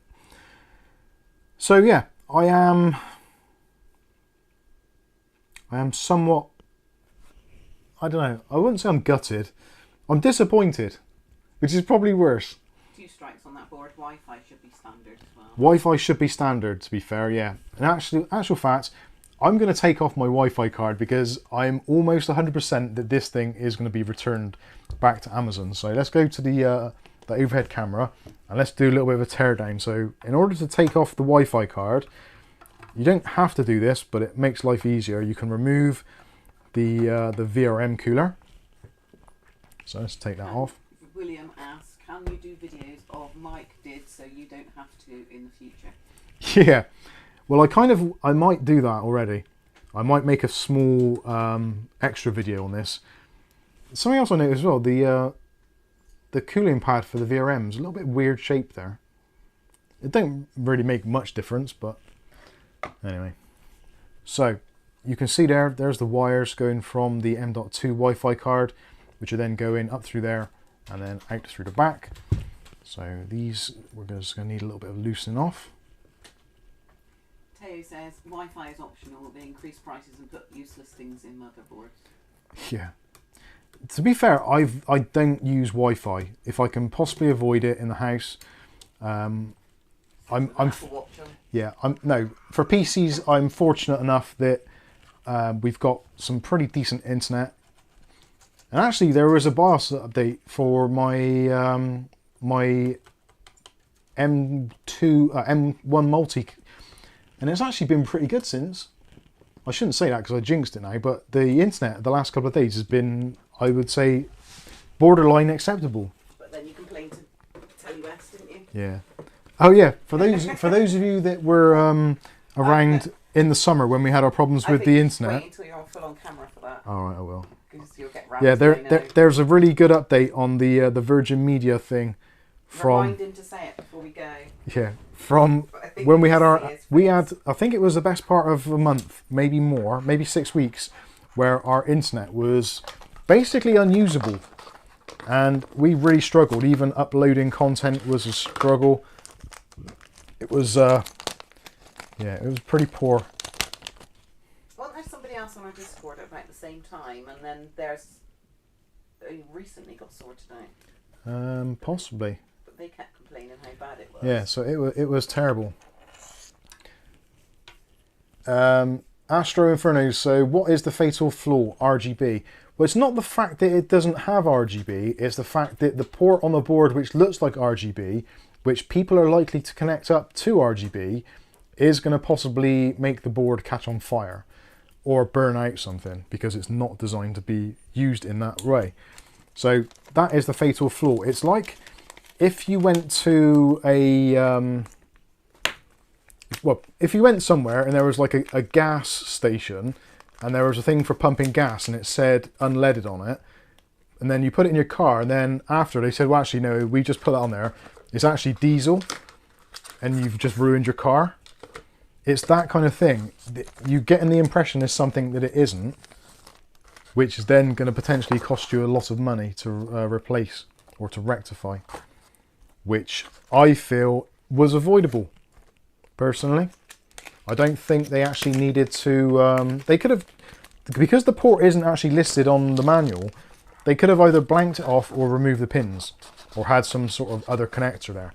But that just looks way too close to being addressable RGB, and in the absolute worst place possible, because people are going to look at it and go, oh, I've got this connection, where is one on the motherboard? Oh, it's there.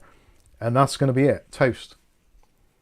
I did say actually in the review video that I'm tempted to just use this as a donor board and see what actually happens when I plug something in here and see if it does actually catch on fire. But it's like 120, 130 quid, so I don't really want to go. USB-C for letter says she doesn't use anything, and I don't use USB-C, Why would you need not it? really a great deal. It's just a slightly easier connection to use for newer devices. It's faster in terms of transfer speed. That's mine. And mine. Yeah, there's not really a great deal that really needs it. It's mostly to do with future standards, I suppose. Right, Theo hates too much RGB, ARGB. I don't. Astro says a friend of mine made that mistake. Glad you're addressing it. Thank you, Astro. Yeah, that is the fatal flaw. It is like not having RGB isn't the end of the world, but having a connector which looks like RGB is potentially very dangerous for system builders, especially novices who don't know the difference, and they're going to be plugging it in, and it's not going to be good times at all. Oh. Sorry, I'm trying to line these screws up, and it's not easy to do in this light. Should turn it off. Yeah, it probably would be easier, to be fair. I can't help Deathcore Pringles. I can't help but think choosing a mobo for modern builds always becomes a pick your poison scenario, in the sense that each major brand each comes with their own inherent issues. Yeah, I think that is that's a very good point, actually. There are very few brands now that actually have got their shit together so much so that it's kind of, it's good to buy. Like ASRock are doing some good stuff, but clearly in this case they're doing some very strange things which could catch you out. Other than that, it's a great board. So we've removed it now. So that is what it looks like if you were to buy it. You don't get the Wi-Fi antennas in there, and also the M.2 slot is just empty. So that is, yeah, that is kind of it. The fatal flaw.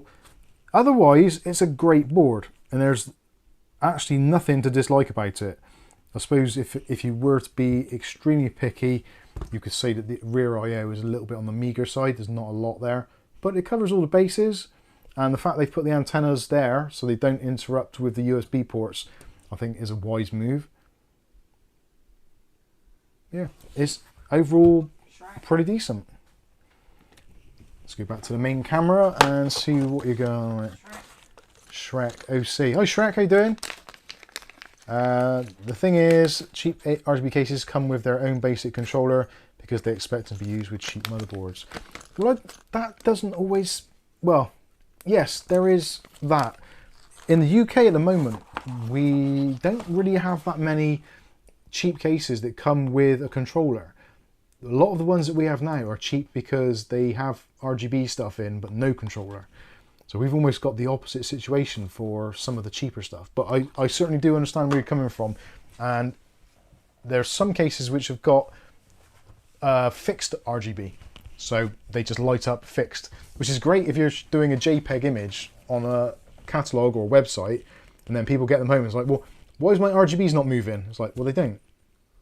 But they in the yeah, it's a picture. Damn, caught me out. And yeah, it does happen. Astro Inferno says, what I'm upset about is that boards in general come with a lot less I/O ports today than a few years ago. My Gigabyte B350 has a lot more I/O than a B650. There is, yeah, the problem with I/O these days as well is because they're trying to get as much I/O onto the M.2 ports and things like that. You think a couple of years back when M.2 wasn't a thing and it was all relegated to SATA and the data transfer was significantly less, you had a lot of bandwidth which you could do other things with. So you could add more USB ports, you could add other things like dual HDMI or extra audio stuff going on. There was so much more you could do, but because M.2 is now the kind of almost the de facto standard, you've got to allocate resources to those buses, and because it's such a fast bus, it needs much more resources. So yeah, that is why the I/O is changing. And also things like USB Type-C, that in itself takes up quite a lot of bandwidth because it potentially can be a very fast device, up to what, 20 gigabit per second, I think.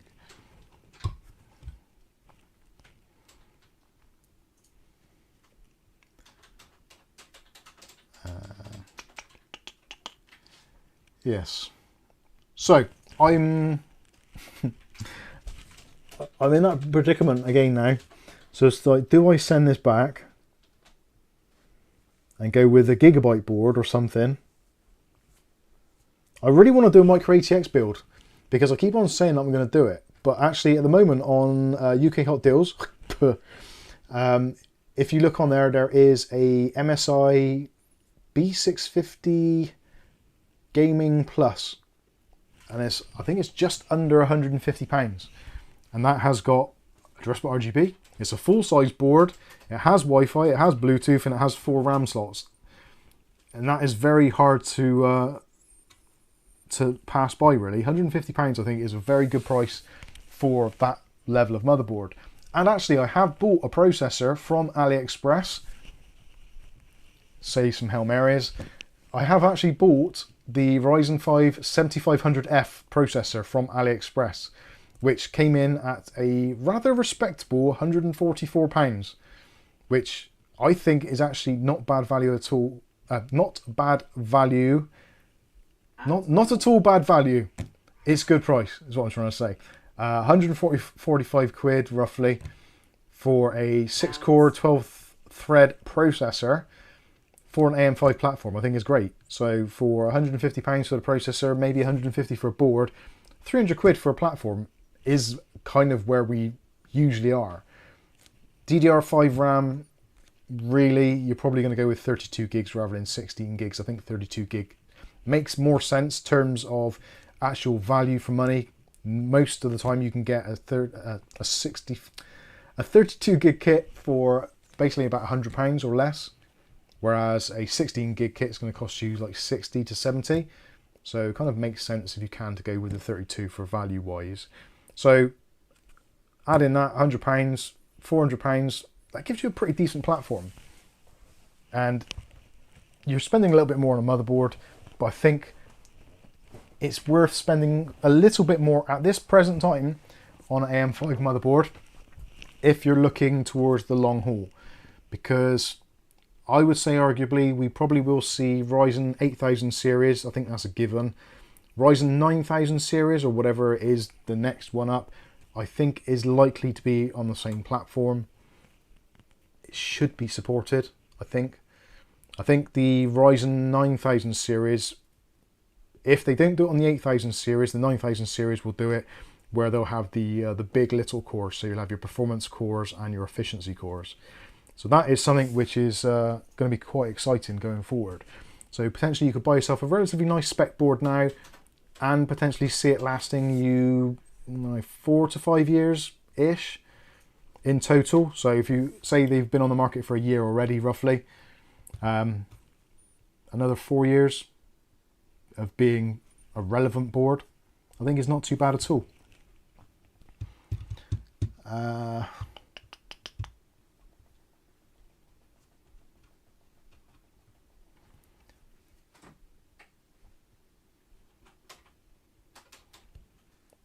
Sorry, just reading your comments there. Matthew Day says idling might possibly be negative. Oh, that's about the UART I see. Andy Archer says look for it when you posted it, but seems not to be available in the UK. What was that? Oh, the AliExpress.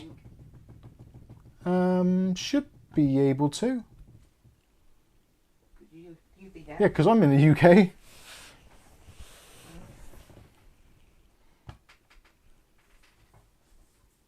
Where are we? Truck fan, have you had any recent hardware failures? Well, potentially this one. And yes, in the beginning of the video I said about the hardware failure for the that PC, which basically died a death, which was sad.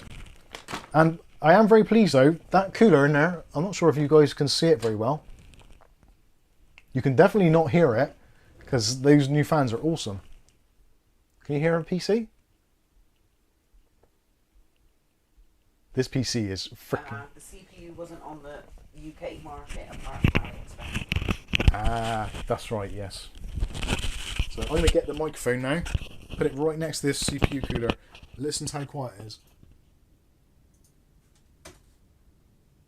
I don't know what you can hear or what you can't, but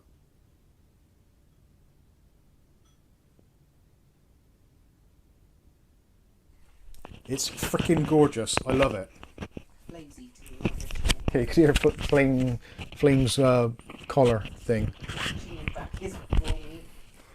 So I'm gonna grab the other one. Where is the other one? I've got. There we are. So this has been using the Inwin Neptune DN120. These fans are nuts, absolutely nuts. And there is a super chat, which is also nuts. Thank you very much. Monies from Glenn. Thank you, Glenn, for your 420 blazing. Thank you, sir. Intel is calling Mike. Give in to the dark side. Rick, I've got 2 Intel setups. I've got to have some balance in the force. Thank you, Glenn. Much appreciated. So let me know in the comments or in the chat right now, what do you think I should do with this board? Send the bloody thing back. It is from Amazon and it was a warehouse deal, so I am thinking I should send it back, really. At least I've updated the BIOS so it's ready for the 7500F. You muted the sound, you can't fool us. Ah, damn. I've been caught out. Yeah, if you want a ridiculously silent fan, these things are nuts. The review for this will be out shortly. It might already be out for patrons, I think. But this... No, I don't think members, I think it skipped patrons because we got so low on videos. This is a nuts fan. So this is 20 quid for a fan, which isn't really outrageous, but it ain't cheap. But this is the pro version of the Neptune, and it is super heavy. Like you can hear how heavy that is. Does it balance on your head? Yes. Only you could be this cool if you have a Neptune DN120 Pro. Spin? Does it do the turtle on that? So you can tell it's a pro level thing because it's got a red bit of silicone around one corner, which designates it is cool. Matt G? No, just Very, very cool. A food slicer. It is. Matt G, where am I looking? Not Matt 639. Matt. Sorry, I said G. Yeah. Matt 639 says, Mike, you're a true people's lad, my G. Thank you very much.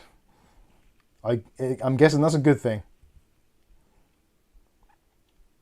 Truck fan question, what phones do the Mub team I use? answered that already. iPhone. We're on iPhone XRs because they were great value for money. Well, mine wasn't. Cavs was. What is that? It's ramped up now.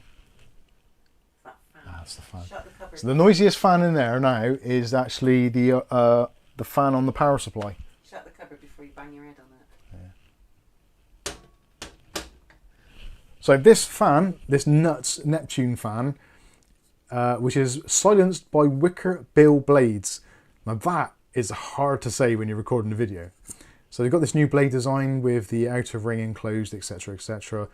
It's got a 3-pole motor, so 6 hubs in there, which is why it's got so much power. But it's got a nuts RPM range of anything between 0, so it goes down to 0 dB, all the way up to 2200 RPM. And it's mad because it doesn't actually move a ton of air. It only moves 60 CFM, which for most high-end fans is about average. So it doesn't do anything overly exceptional in that regard. But for some reason, I don't know how, it manages to beat the Noctua NF-F12, which is what you normally get with the NH-U12S, or the NH whatever it is, those 120mm Noctua fans. But it does a much better job. It's the same price-ish, a little bit cheaper this is, but it beats it consistently. And I think it looks much nicer on the cooler than having some black and orange. I think that looks very, very cool. You can probably see it. Black and orange. If I get here, you can see that is, sorry, brown and orange, brown and beige. I think it just looks very cool. I actually prefer that than I do the water cooling now. I don't know why. There's just these fans, there's something about them. They look really cool. And Inwin aren't paying me to say this because they don't pay me. As much as I've asked, they will not pay me, the bastards. It actually comes with like a piggyback connector as well, so you can daisy chain them. It's nice and short. So if you want to use it on a radiator, they are really supposed to be rad fans because they are high static pressure. But yeah, little daisy chains, and they come with an extension as well, as you see on a lot of fans these days. But yeah, I was very impressed. You can tell with me if I'm impressed because I have to put stuff in my PC to review it. If I like it, it'll stay in there for a while, at least. If I like it a lot, it'll stay for a long time. Hence why the Series 500 case is still there, because I still love that case. I think it's great. Let's pack this away. So yeah, if you're after some very high quality fans and you don't particularly want RGB, maybe you've picked up an ASRock B650 HDV M.2 and you're thinking, great, I don't have to have RGB. Get yourself an NH-U12S, strap on one of these bad boys.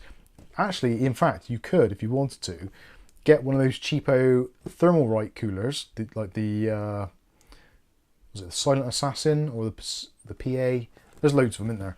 You can get one of their cheap 120mm RGB setups, throw the RGB fan away because you can't use it, and strap on one of these and you'll have some serious cooling.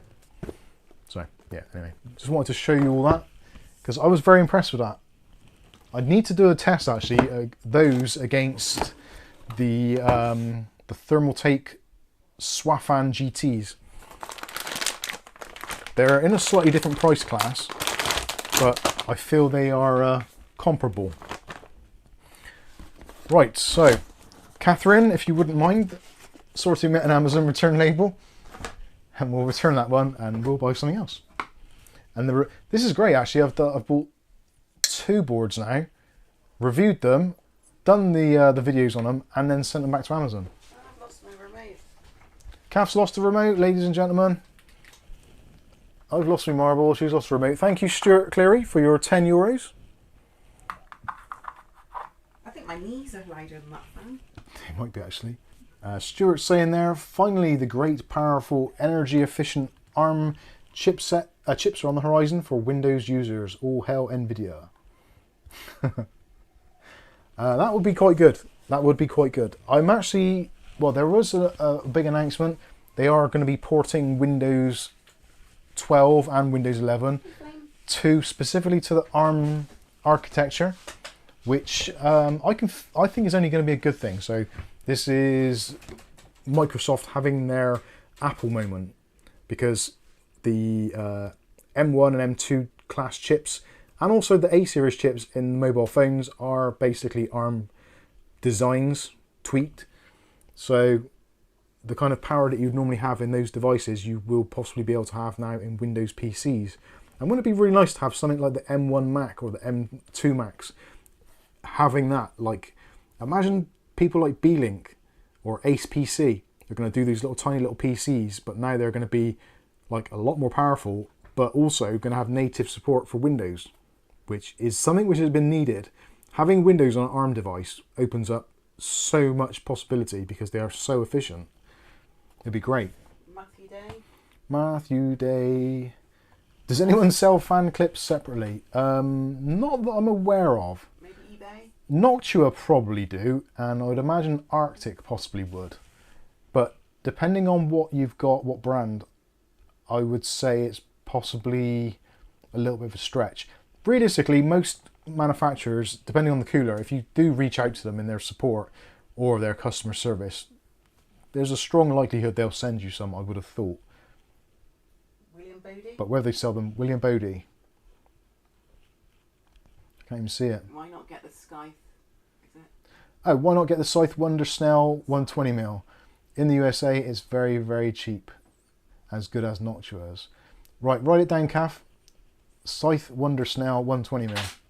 I think I've seen that mentioned before, actually. I think I looked for it. Scythe is one of those brands that you don't get in the UK very often. Or from not very many places. I will look into it. Truck fan, favourite camera brands. I think in terms of camera brands, ultimately I think Panasonic is probably the one I like the most because I use them daily. I liked Canon. Canon stuff's pretty good. I always wanted a 70D, but never got around to doing one. That was like the cool kids on YouTube back in the day doing vlogging, pretty much all of them are using 70Ds. That was a classic. I think I used the 1200, which was a DLSR, and I had a 550D, I think. Can't remember which it was, but I did enjoy it. The actual, the Canon colour science is actually really nice. I really enjoyed their colours. You missed all that. His iPad crashed again.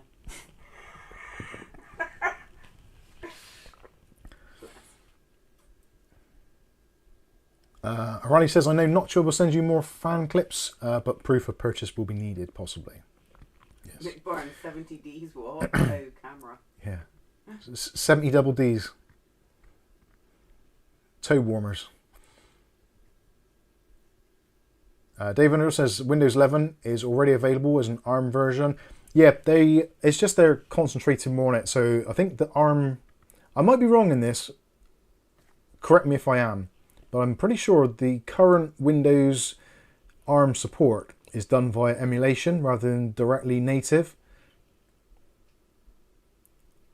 I think there is some sort of, like when we had the WoW 64, so Windows on Windows 64, where you could run 32-bit applications natively within Windows 64-bit. I think that is basically how they're doing it. It's like a form of emulation, I think. But it'd be nice if you could just buy Windows 11 as an OEM and then just install it on an ARM processor. They give you the option. Do you want to install on Windows Home Pro or Windows Insider program? I see. So yeah, it's not a general retail release. I understand. Because effectively, well, the first Windows 8. No, not Windows 8. Windows RT. Was it RT? What was the one that was on the tablet? The first of the Surface tablets. There was, I think that was Windows RT, which was for the ARM architecture. And nobody liked it because none of the Windows 32-bit stuff worked on it. Which I think that is what they're going to be doing in the new version. So even if you've got an ARM processor and you're running ARM version of Windows, you can still run Windows 32 and x64 code on it. How to fax? It's 3 messages. How to fax. Go up to the first one. All right, yeah. How to fax. I have a really tight budget, don't we all? I've got a tight belt as well. I need to stop eating cakes. I have 2 options. One, go with MSI B650 M.2 Pro Max and a Ryzen 5 2600, or go with A320 and a Ryzen 5 3600. Bloody hell. That is that's a tough one, because you're basically screwed whichever way you go. The A320 chipset is going to throttle like crazy with the R5 3600 if you load it up. But the B650M with the 2600 is going to feel quite slow in modern standards. So investing that kind of money, that's a very tough call. The performance improvement between the 2600 and the 3600 is a lot, but having to go with the A320 chipset, that is not going to be very nice, because the A320 chipset is going to be limited to PCI Express Gen 3 as well, so you're not going to get the full speed out of the processor anyway, but then you're not really going to get the full speed out of it on an A320 chipset anyway. Tough call. I would probably. What country is it? Yeah, it depends what country it's in, really. I honestly don't know. Anybody else who's in the chat at the moment watching this live, please help out how to fax. I'm really stuck with that. That's a genuinely tough call, because with the B450 chipset, You probably could overclock the 2600 a little bit to bring it closer to the 3600 performance. And potentially you're going to have an extra 2 slots for RAM, so upgrades. Freedom House says I'd go option 1 to upgrade in future. Yeah. I would say, yeah, that's realistically the better option. Either one of them are going to be expensive to replace. But arguably, if you put a B650 motherboard in, at least it's a little bit of a better chipset than the A320. And you could potentially go up to a much newer processor. The A320 is going to have some horrendous VRMs on it, so it might not like newer processors when you get the opportunity. Rick has an A320 with an Asrock. Tough call, tough call. Very tough call. Shrek says I'd get the A320, it can take a 5600. Yeah. It depends which A320 it is you're looking at as well. Because not all A320s are the same. But actually, no, I can't. Oh, A320 motherboard. Oh, God. Dave Aiken said I'd go A320 and 3600. Join Discord. Yeah, how to Fawkes, I would suggest, if you can, join our Discord. It's free to do. And you can discuss it in there and you can get various people's opinions. And potentially, depending what country you're in, you never know, there might be some kind-hearted soul who will just send you something just to take the equation out of your mind, and we'll just, or maybe someone will send you, if it isn't prohibitively expensive, because we have got a fantastic group of individuals in our Discord and in obviously YouTube as well, but there's some insanely kind people in our Discord community. Well, the whole community, but more so on the Discord that I've noticed, especially today.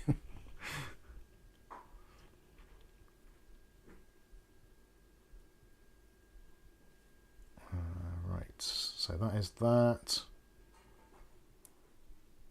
Shrek says ARM Windows until then is Qualcomm / OEM only. Okay, George. Yeah.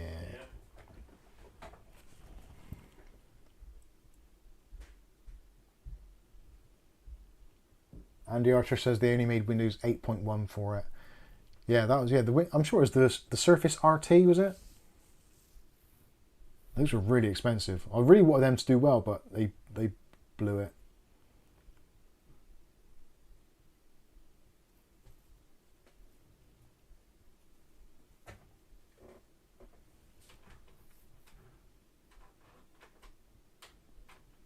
No worries, truck fan. iPad troubles. I think he's back now. O'Reilly says I would rather go with the B650 chipset. I think I'm of the similar opinion. I think I would probably like to have the B650 chipset personally. But then if you're not overclocking, you're just going to go with as it is, there probably isn't going to be a huge amount of difference.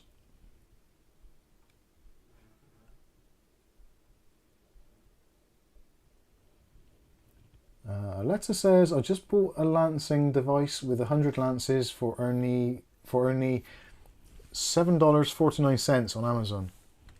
That's a lot cheaper than Walmart. And hopefully you use the affiliate links from Mike's Unboxing to purchase said lancing device.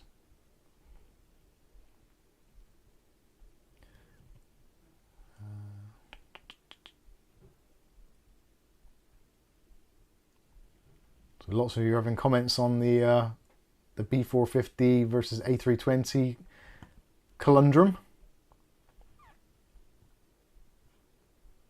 Oh, fans just kicked in again. Chris Hartford always go for the better Mobo because it's less hassle to swap a CPU later than upgrading. Chris is speaking truth there. It is, because if you have to change out your motherboard, more times than not, it's either going to mean a fresh install, ideally, or you're going to be changing a chipset. So you are going to be messing around with drivers, potentially chipsets for audio. Then you can get all kinds of instability and stuff go wrong. And I know immediately there's going to be some of you in the chat are saying, no, it's fine, you can swap out a motherboard, Windows doesn't care. It does in some instances, and I know this because I do it all the time. And you probably do it all the time as well if you're arguing with me, but I do find instability, and by swapping motherboards or even sometimes just processors, Windows does get a little bit like twitchy about things like that, and sometimes it doesn't work quite as well as a fresh install would do. That is my opinion.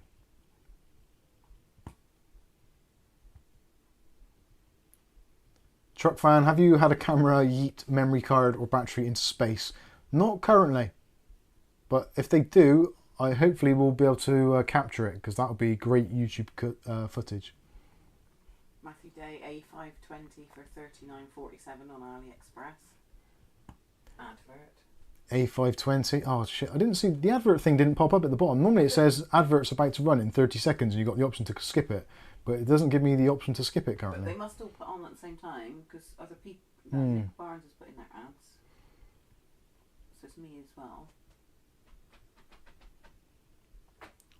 David Aiken, is the 1050 Ti able to go SLI? I don't think it can, unless you do like a bit of software trickery. Fawkes lives in Pakistan and prices right, are okay. unimaginable and can't ship from Amazon.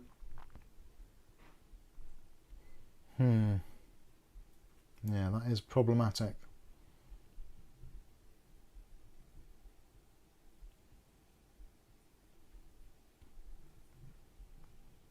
Freedom Mouse is saying B450 upgrade to 5000 series later.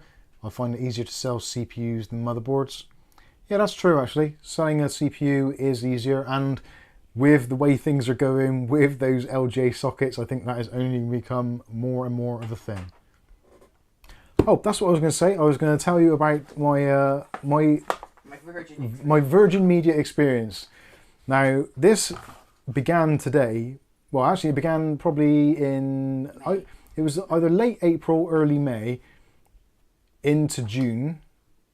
I'm sure it was about 6 weeks in total. So, for those of you that were regulars, you'll know that there was a couple of times in May that we didn't do a stream, or we attempted to stream and it was just like dropping out all the time. So I think we put the time in on the first one, and the second week it was like, it's not going to work. Yeah. And maybe the third week. We missed about 3 streams, I think, maybe 4, which for us in terms of a channel is actually, I wouldn't say it's devastating, but obviously like you guys pay super chats and stuff in, and it's like working a job. So if you take a couple of days off work, if you don't get sick pay, you don't get paid. And for us, the live streams are kind of like that. If we don't do a live stream, you're taking a day off as an unpaid day. So it does have us a knock-on effect, and especially in that kind of spring into summer time where the ad revenue and stuff drops off anyway. It's kind of like you're looking around thinking, oh God, waiting for the end of the month figures to come in, see like what's going to happen, how are things looking. And then if you're not able to do a stream, which then could potentially be like 50 to 100 pounds of revenue, even though that does get tax deducted and YouTube take their slice, etc., it all adds up. So anyway, digressing. So we didn't do a couple of live streams, unfortunately, because of our problems with the internet. And it was really frustrating as well, because in a couple of streams I was doing it and like it would be fine, then it would go and drop in. And then it's like, well, is it me? Am I doing something? And then you could probably tell from the streams that we did do that I was getting frustrated. And it cost us money because we bought the whole new mesh system. Oh yeah, so yeah. Then sent it back and bought another one. Then got it back, and that's. We replaced the mesh system, our Wi-Fi mesh system, on at least 2 occasions, I think, and that still didn't work out. So that was expense as well, though we sent them back. But that's by the by. It was a generally stressful time, and we contacted Virgin Media, and there is a thing in place. So if you have a loss of service, then there's an automated thing in place that you get basically money back for every day that you don't have service. And ours was intermittent, so it was weird, we would have something like 1/3 of the speed download, but our upload speed was less than, I think it was like 2K or something. It was ridiculous. Really, really slow. Like even loading a web page, even scrolling a web page was like going back to the old days with dial-up modem. So it would load a section at a time. It was horrendous. And we put up with this on and off for a good few weeks. Kept on phoning them. They're like, oh, we're aware there's a problem in your area. We'll send someone out. And we had multiple visits. They replaced the modem. They replaced the wiring. They replaced parts of the cabinet out in the road. And then they realized that it was actually a problem with one of the regional distribution units, which also had a problem. So yeah, long story short, they took about 4 weeks, 5 weeks maybe, possibly slightly longer. Anyway, so it was coming up to the time of our Virgin Media contract to be renewed. So I was on the phone to them and said, look, we've had these problems that you've said we will be reimbursed for. You said there's an automated system in place, blah, blah, blah. So we're like, okay, that's fine. They're like, well, that will appear in your bill or subsequent bills after the problem is sorted, because obviously they keep on tallying up the days. Every day you're out of service, they add on how much they owe you, etc., etc. So we're like, okay, whatever. So I said, I'm changing the contract. I want to upgrade the contract. So I want faster internet now because we're doing more and more stuff, 4K videos, etc. We want a faster system. So we've got a faster broadband. And I said, will this affect my ongoing claim? Because we're expecting a rebate for the time that we've not had the working system. Is this going to affect it? And they're like, well, it might do, because effectively you're taking out a new contract. So you're seen as a new customer, even though you're not. So if for some reason you don't get the reduction or the rebate on your next bill, phone up customer services. They'll look on your customer history and they'll remedy it and make sure that you're made good. So it's like, excellent, cool. Fast forward to today, and we've just recently received, well, actually today or yesterday, we received the adapter. So for UK phone lines, they're going away from the copper wires, boo, and they're replacing it with the fibre, so you connect it to your modem. Not great. No internet. Yeah, so no internet, no telephone either. No energy blackout, no telephone. So that's generally a bad thing anyway. But I wanted to do the video to go through the process, see how it all works, how to configure your modem, all those kinds of things. So I wanted them to enable fibre calls on my broadband modem so I could show people how it worked and see the dial tone, see if there's any differences in service, call quality, all that kind of stuff. Oh, Poppy's in the window. And so I phoned Virgin Media today, got them on the phone and said, can you enable telephony on my modem? If you've got Virgin Media, if you go into the router, whether it's in modem mode or router mode, you can go in and it tells you the services that are enabled. So Wi-Fi, internet, and then telephony. Doesn't matter if you're in modem mode or Wi-Fi or router mode, telephony still exists on both.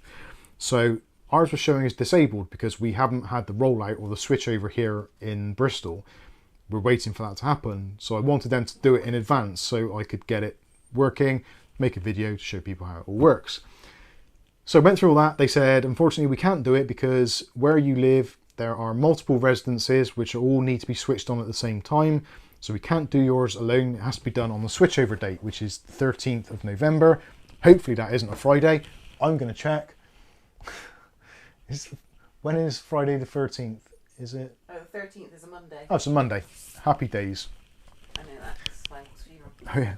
So they couldn't do it. So I said, well, actually, while you're on the phone, we haven't had our rebate on our bill from when we had some internet outage. So they said, oh, no worries, we'll look into it. And for some reason they thought I meant September, which it wasn't. So they went away for a minute or two, come back and said, I can't find it. I said, no, actually it's a bit further back, possibly May or June. So they went back, looked in, said, oh yeah, we can see there's been numerous calls and numerous outages there. They're saying, it looks like it's been put down as intermittent outages. So like, well, that's right, it was working, but like unusable. And they're like, ah, right, okay, because you're not really going to get a rebate for that because they only give you a rebate if you're completely without service, which I wasn't aware of. I thought it was just if your system isn't working as you intended or what you're paying for, they would reimburse you. But apparently it seems that is not the case. So we estimated that during the time of the outage, we lost anywhere between £500 to £1,000 in income due to no live streams and other things that we do online as well. So they seemed a bit, yeah, well, actually, yeah, and time waiting on the phone, hours spent, blah, blah, blah, all that kind of stuff. Anyway, so you could tell they sounded a little bit shocked on the phone. And they said, well, how can we, no, they're saying we can't cover you for that. And because it wasn't an outage as such, only an intermittent problem, we can't do anything. But what would make you feel better about the deal? And it's like, well, I don't know. I can't really put a price on it. That's how much we think we've lost, or we would estimate that we've lost. Now, this is the good bit. How much money do you think that Virgin Media offered me as like a piecemeal offering? Not forgetting that we're paying Yeah. for this service as well throughout. Yeah. We paid for that. We paid for the entire service all the way through those month What was that, and a like half. 60, 70 quid? So 70, 80 quid, plus the loss of earnings for YouTube, etc. How much, dear viewer, do you think that Virgin Media offered us in order to make things right? I am looking forward very much to seeing your comments in the comment section. Have a look at, while they're putting it in, Lucifer.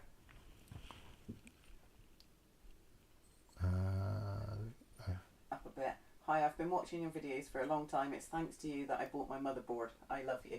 Oh, thank you, Lucifer. Thanks for sharing the love. And Nice one. How to Fax has joined the Discord. Oh, nice one. How to Facts.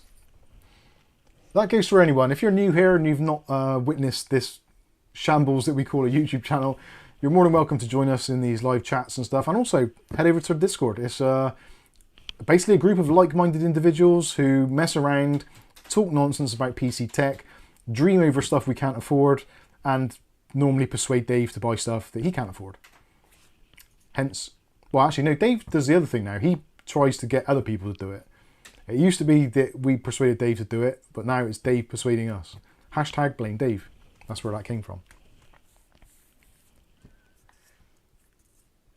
Brent asked, went back to check the fatal flaw, lack of ARGB headers, huh? Lack of ARGB headers and the fact that the ARGB header on the board that looks like an ARGB header isn't an ARGB header. So it's heading for some kind of pop or bang. Right, and then you're into the money bit. So right, let's have a look at the money. So Nick Barnes is saying £5. Close. O'Reilly is saying 15. Still close. Viali is saying £20. A little bit further away. Jay Gordon, £5. Reasonably close. Rick H, £2.50. You're a quarter of the way there. Andy Archer says £10 a day. No. Chris Harper saying 3 shillings. I'm not too sure how much that is in new money, but it's probably not far off. Freedom House, £10 gift card. Not bad. Stuart Cleary, 130. You're way out. David Underhill, £1. Not far off. Wild Bill, $40 or £40. Inky is saying £3. Matthew Day, £50 voucher. Mookie says a free mouse pad. I would have liked a free mouse pad. I wouldn't have minded that. Gary saying £10. Yes, to put you out of your misery. Unfortunately, they didn't offer us what David suggested there, £6 and a Panda Pop and a pack of Chewits. I haven't had a pack of Chewits in years. Yes, they all turned around and said, they turned around and said, well, we can take £10 off of your bill. At which point, like, I've got a YouTube channel and I'm used to chatting shit for hours, hence the live streams. But this was one of those times where I genuinely was quite stunned. And I didn't really know what to say. So I just went with it. I was kind of like, well... That ain't even covering what you paid for it. Yeah, I paid £60 to £70 that month for that service, at least. And probably got, I don't know, 2, maybe even 5% of the value that month. Yeah, I'm actually lost for words now a little bit. The fact that they offered £10, and they didn't actually offer £10, it's £10 credit. And realistically, like, the internet is a thing. At least you don't have to There's pay tax on it. bandwidth. It's not like we pay the value of what it's worth. We pay probably, For I a don't know. service. Yeah, I think they work out it's something like 80 to 90% of the bill you pay is profit. So for the actual data and the services you're using, it's like 10 to 20% of your actual bill.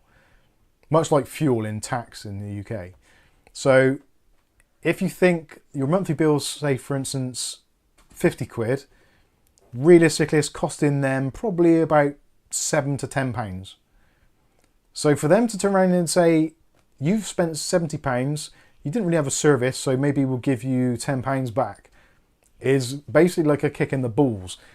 If they'd have turned around and said, like, well, we'll credit you a month, I would have been, I wouldn't say I'm happy, because it was a really traumatic time, but I understand it's a business model, blah, blah, blah, blah, blah, all that kind of bullshit. So if they said, right, we'll credit your account for a month's worth of usage, I'll be like, okay, you're going some way to show that I'm a valued customer. But £10, like a £10 gift voucher or a £10 credit on your bill isn't a monetary value. It's something that doesn't exist. It's like when you go to the bank for a loan, that money doesn't technically exist anywhere. It's just produced out of on their computer. Yeah, it's numbers on a computer. It's not got any real value to it because it's just a made up thing. What do they call it? Is it fractional banking? Yeah, fractional banking. So the bank can have £100. From that £100, they can loan £1,000. So for every £10 they get, they can generate a lot of money, which doesn't exist.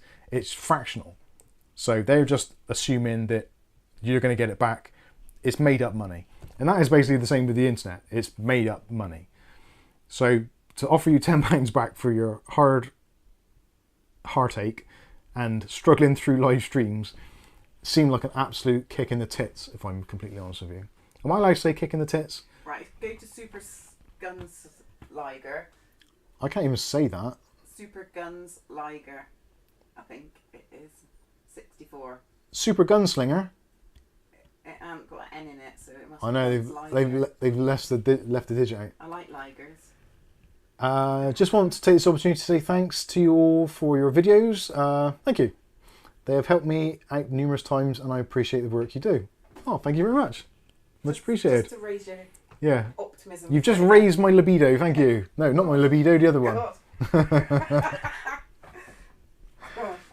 Oh dear. Hopefully Bob's not even in. Right, a rally. This might be an interesting one. So this is to do with the fatal flaw of the B650 motherboard.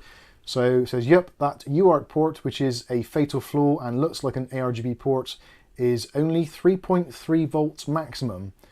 Not sure on the current, but likely to going to cook something and possibly blow something if the rest of it's missing. But yeah, so if the UART serial port is only 3.3 volts max and you plug in a addressable RGB device, which is 5 volts,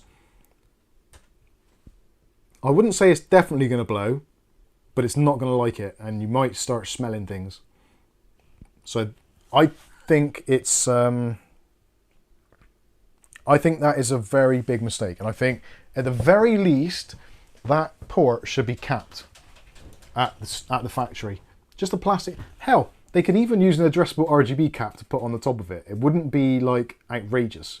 I've seen motherboards do it in the past where they put like a little bit of plastic over some pins to cover them up, especially on things like programming ports. Anyway. Right, Nasty Yoda. Nasty Yoda. Andy says, £10 concessionary with no blame for loss of service. No. O'Reilly says, £10. Did you dial 150 if you have a Virgin phone? So at least it was a free phone call. Yeah, I did use 150. Stuart says that's a joke on offer, £10. It was an insult, really. Like, that is like one of those things. It is insulting, isn't it? If you go to someone's will reading or something, and like they're pretty wealthy, and they turn around and give you like a sock. A sock. A sock, not even a pair, because they're a bastard. They knew you well. It's that kind of thing, and it's like you're doing better off just not having anything, but to just have a sock is a real kick in the face, isn't it? It's just, yeah, especially if it's a used one. Oh. It's just, yeah. I think it's that I think I would have been better off if they had turned around and said, I'm sorry, due to the fact it was only intermittent, you can't, there's nothing we can do for you. Yeah, like David Underhill said, £10 would be good if it was £20 a month. Yeah. Yeah, why are you wearing spyware on your wrist again, Mike? Because the other watch died. But you need to buy another one. I need to buy another one, but I need another one which has got stuff on it which is useful. This actually is useful, which it pains me to say, but it is actually quite useful. I know, but you've complained about being able to... Have you looked? Nasty Yoda. No, Nasty Yoda, let's have a look. I don't know, did I? I might have done. No, you didn't. I'm scrolling down. Nasty Yoda, there we go. I found a BioStar B650 GTQ DDR4 for cheap. Should I buy, or BioStar sucks and should be avoided? Well, that's the thing. BioStar are a relatively small company. They do a lot of stuff, and actually in certain areas they sell really well. The trouble with BioStar you're going to find is lack of BIOS support or BIOS updates. So the first thing I would suggest, head over to the website for that particular motherboard and look at the BIOS updates and see what BIOS updates they've done for it. If they haven't done BIOS updates for things like the new X3D processors, then I think that pretty much tells you the state of play, because most B550 boards now have had updates for that a long time ago. That's about all I can say. I would also look and probably see if there's things like RGB support, if there's any software which you can use for controlling any RGB. It might be on the board. It depends how cheap it is as well. If it's like ridiculously cheap, then it might be worth a punt. If it's your primary and only system, then again, it's one of those things, it's possibly not going to have the best support in the world in terms of driver updates and things like that. So you kind of have to be a little bit more, I don't know, sort of wider looking. If it's just like a system which is just going to be sat in a corner, maybe as a media center or something, that isn't particularly important, then if it's cheap enough, hell yeah, go for it. It'd be worth it for the experience. If it's going to be your primary mission critical system, then it might be a little bit more risky depending on the support level. But BioStar aren't particularly well known for being one of those companies which have got a lot of resources to keep on top of products. So they're continuously releasing products, but they're not necessarily having the financial clout to actually support them long term. At least as much as other companies such as your MSIs, Gigabytes, ASRock, Asus, etc. So just investigate it a little bit. I've always fancied one of those BioStar boards, and I keep on messaging them on Facebook saying, can you send me a review sample? Because I would actually like to see them, because I think it's potentially a viable option for a lot of people. Calf's having a stroke. What's up? William Bodie. William Bodie. Trying to get a word in edgeways. Sorry. That's right. William Bodie says, Mike, when you are done with the blah blah blah, cheeky bastard, then look up the RTX 3060M 6GB GPU for PC right here in the stream. Why on earth would you want an RTX 3060 6GB? That sounds like an insane piece of equipment. All right, I will endeavour to do this. I think Dave Aikens looked it up as well because he told him to. And RTX 3060M 6GB. That basically is going to be a RTX 2060 Super, isn't it? AliExpress.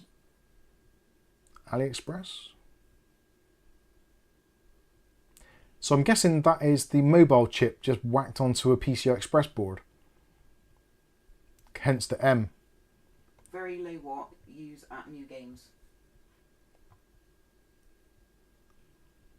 Ooh, that looks expensive. This is the first one that's come up on AliExpress. Let me full screen that. And have I still got shit on the screen? Yes, I have. Let me do that again. So clear. Clear. Whenever I say the word clear, I always think there was a Welsh person that I worked with in Wales, believe it or not. Welsh person in Wales, who'd have thought it? And his name was Claire. but it wasn't spelt clear. It was like, well, it's Welsh names, there's loads of fucking letters. Where is desktop stream? There we go. No, that's not the one. That's the one. There we go. So AliExpress.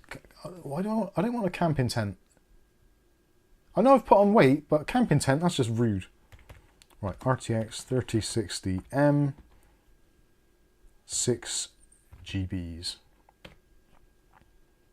Okay.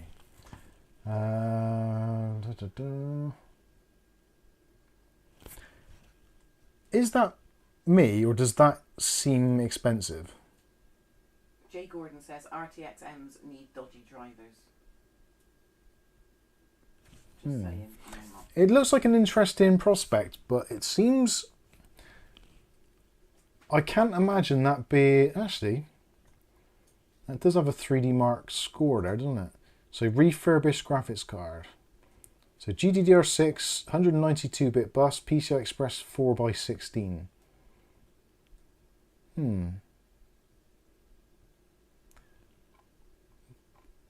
So this video card has been used. Video card mining time is very short. Okay. Ray tracing, game alone. Not with 6 gigs, you're not. Well, you might do. So it's PCI Express Gen 3x16. So that is a mobile one.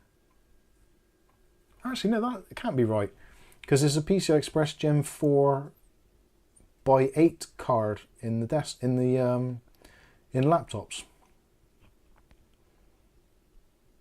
Is AliExpress stuff fake?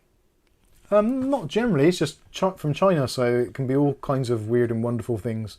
Some stuff can be absolutely great. Some stuff can be absolutely awful. So I would be more tempted to go along the lines of that, like an RX 6600M 8G. I know. Like this is half the price.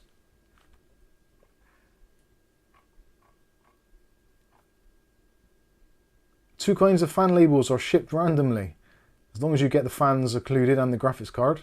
I want to see those other items. Go up a little bit. What was all these ones across? 2-part epoxy. Graphics card holders. Oh, there you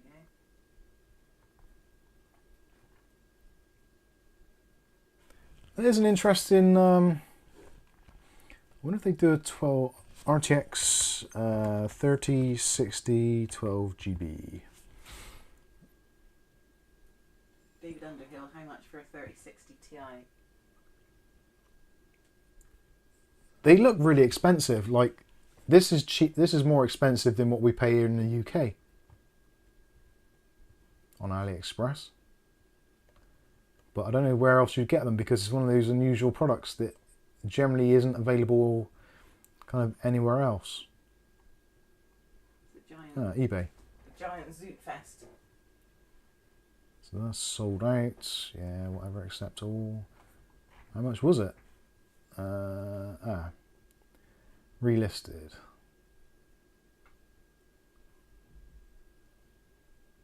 Maybe they haven't. RTX 3060M.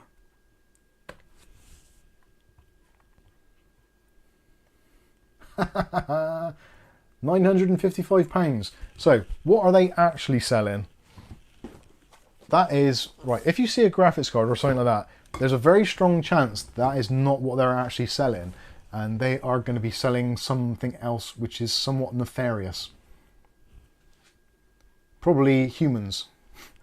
By humans. Yeah, they're selling humans for humans by humans.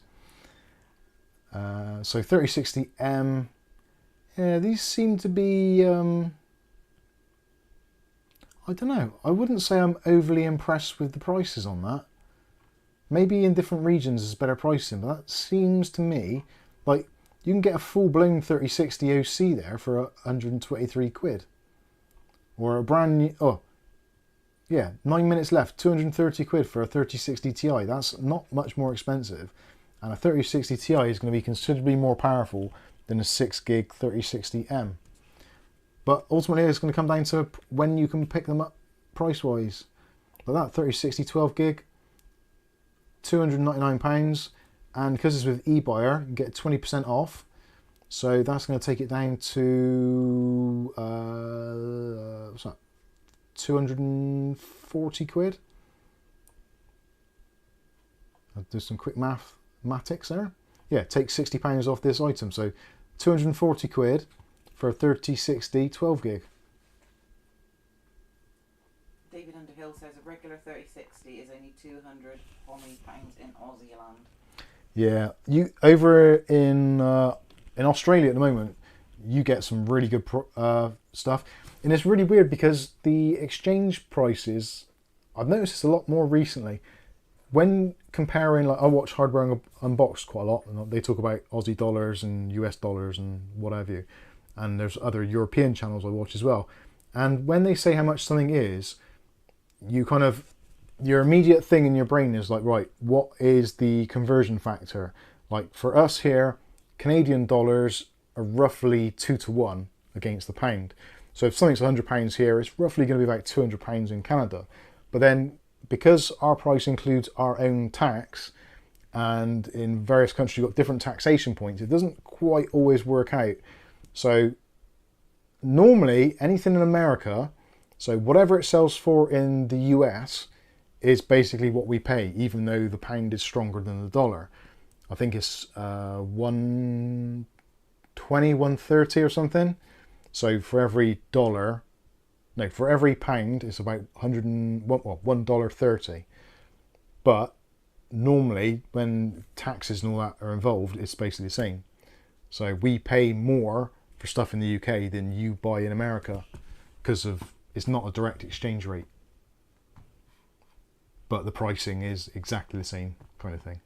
It's very weird. In fact, at the moment in the UK, a lot of stuff's actually more expensive than the US dollar price. Right, I think that's that.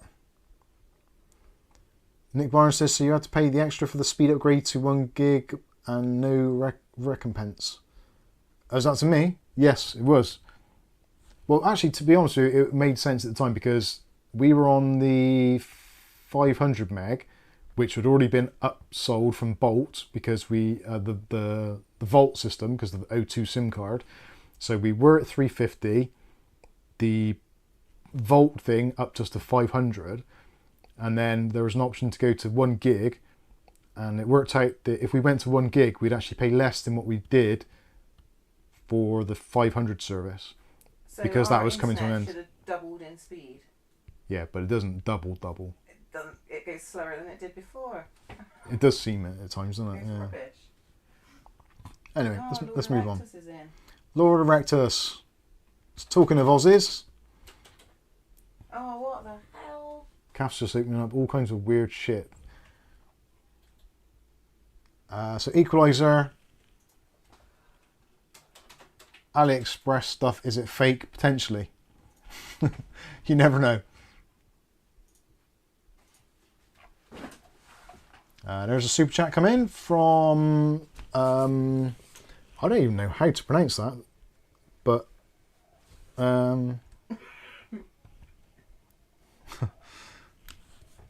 Ewo Exit. I want to say Ewok, but it's not Ewo. Ewo Exit. $4.99.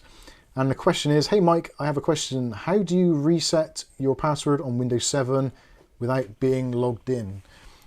We've actually done 2 videos on password resets. I don't think it was specifically for Windows 7, but if you go to our channel, do a search for reset or password.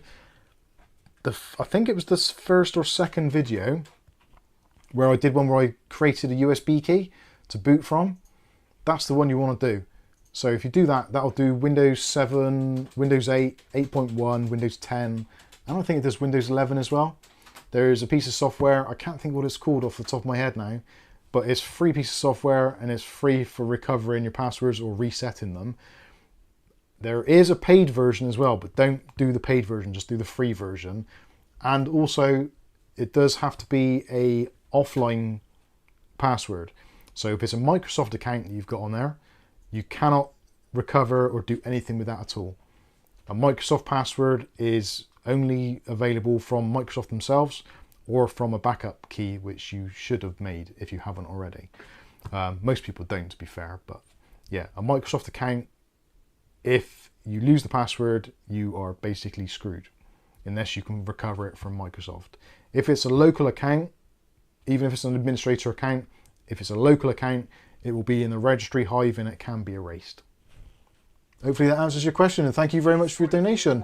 If you do find that you can't do it or you get stuck, please do head over to our Discord, and we'll do our best to try and help you out. Potentially it might not be tonight because it's getting late and I do have to work tomorrow, but if you stick around, we will certainly be able to help you out with that. And thank you so much for your super chat. And there's another one. Thank you, Matt. Thank you. Another $1.99. That worked out well. I should do this for a living. Lord Erectus is in the house. Ladies and gentlemen, Lord Erectus has been with us for a long time, generally posting very graphic messages in the videos, but because of the time difference, very rarely actually in a stream. So please do join us in saying a big hello to Lord Erectus, and please make him feel welcome. And he says, greetings Mike and Kath, I have a magpie tapping at my window. Well, hopefully you got some hottie in there with you, and seen by two doesn't come true, as they say. One for sorrow, two for joy, and all that sort of stuff.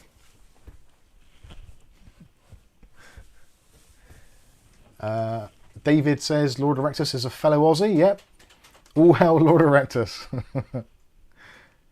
William says, did the video freeze here? It might have done. It's probably Kath's fault doing the lights. Hashtag blame Kath. It's her turn. Telesto says, I need a new PC now after 8 years. You probably do. 8 years is quite a long time for a PC. I have saved all my cash and have £3,000. Holy Jesus, Mary and Joseph. What do you think? What do you think?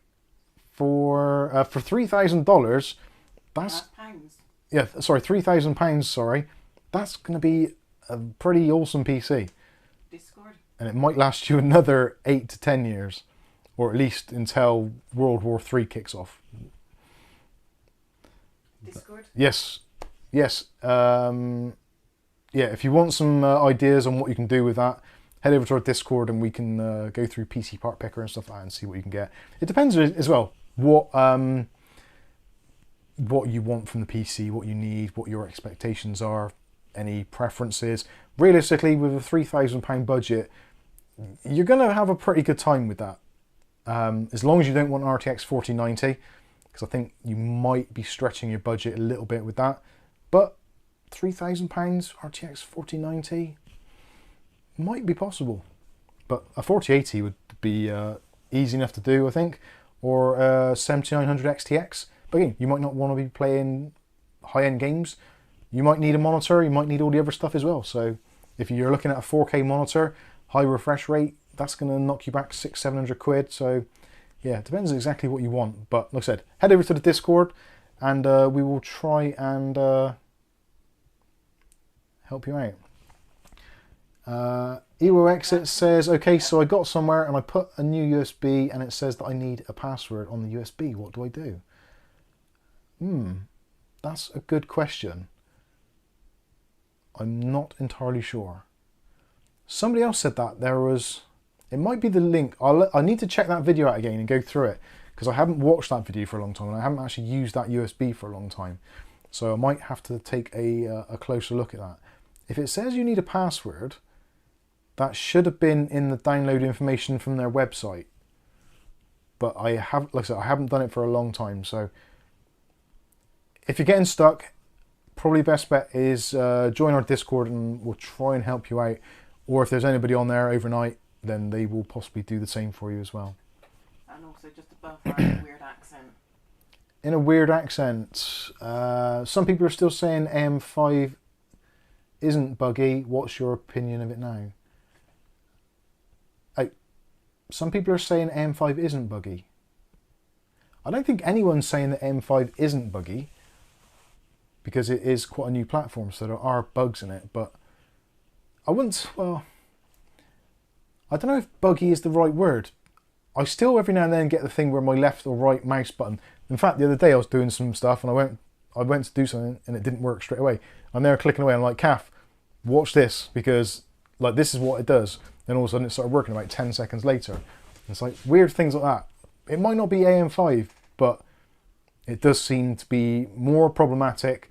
And actually a lot of people, especially on the memory videos and the AM5 motherboards that we've reviewed already, lots of people saying, I've got a PC, I've just built it, it's not stable, I can't run XMP, I can't run Expo, blue screens or all that kind of stuff. So I wouldn't say that people, well, maybe people are saying that it is stable. I would, well, maybe they're lucky. Some people might have a stable system with it. I was unfortunate that I went through a lot of motherboards, like 3 motherboards, 3 or 4 sets of RAM, multiple M.2 drives, few different graphics cards, few different power supplies, even different cases. And even still, if I change the processor or change the cooler, I can still sometimes experience issues. So I don't think it's specifically, well, it could be an MSI thing, because all the AM5 boards I've had so far that I've used on a regular basis have been MSI. So maybe it is an MSI thing. At the moment, I don't know. All I know is it's been more problematic than any AM4 system I've used by quite a margin.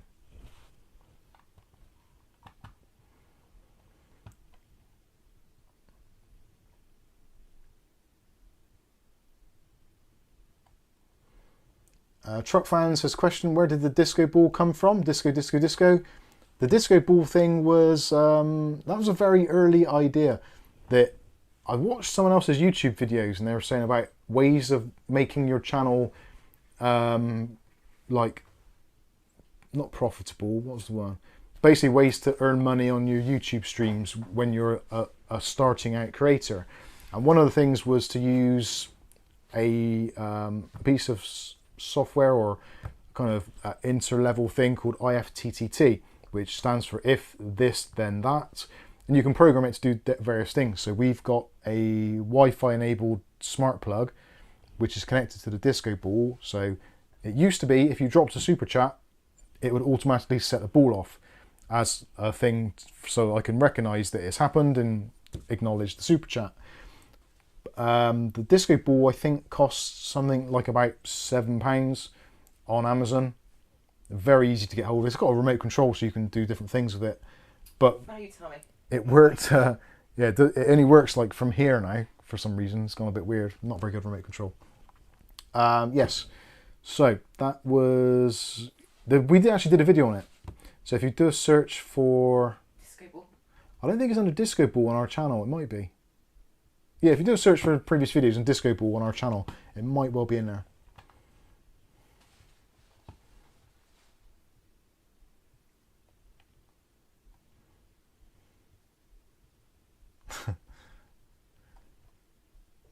The Equalizer says, oh, AM5, no problems yet.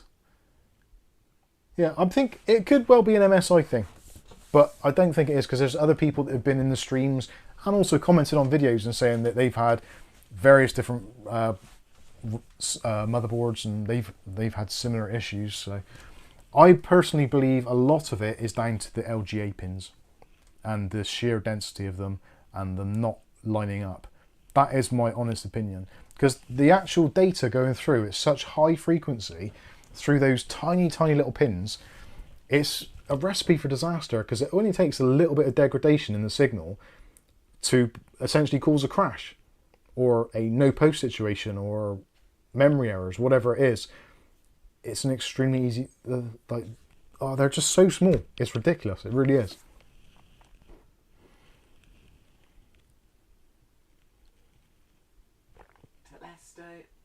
How can I have a chat with you, Discord with you and friends? I'm there at the time. Yeah, Discord, yeah, you can do that. You can chat. Generally, people in there just use text to chat, so just type in. If you want to, there are rooms you can go into where you can turn on your microphone and chat to people like humans do. But very rarely on our Discord does anyone do that. It's, I don't know.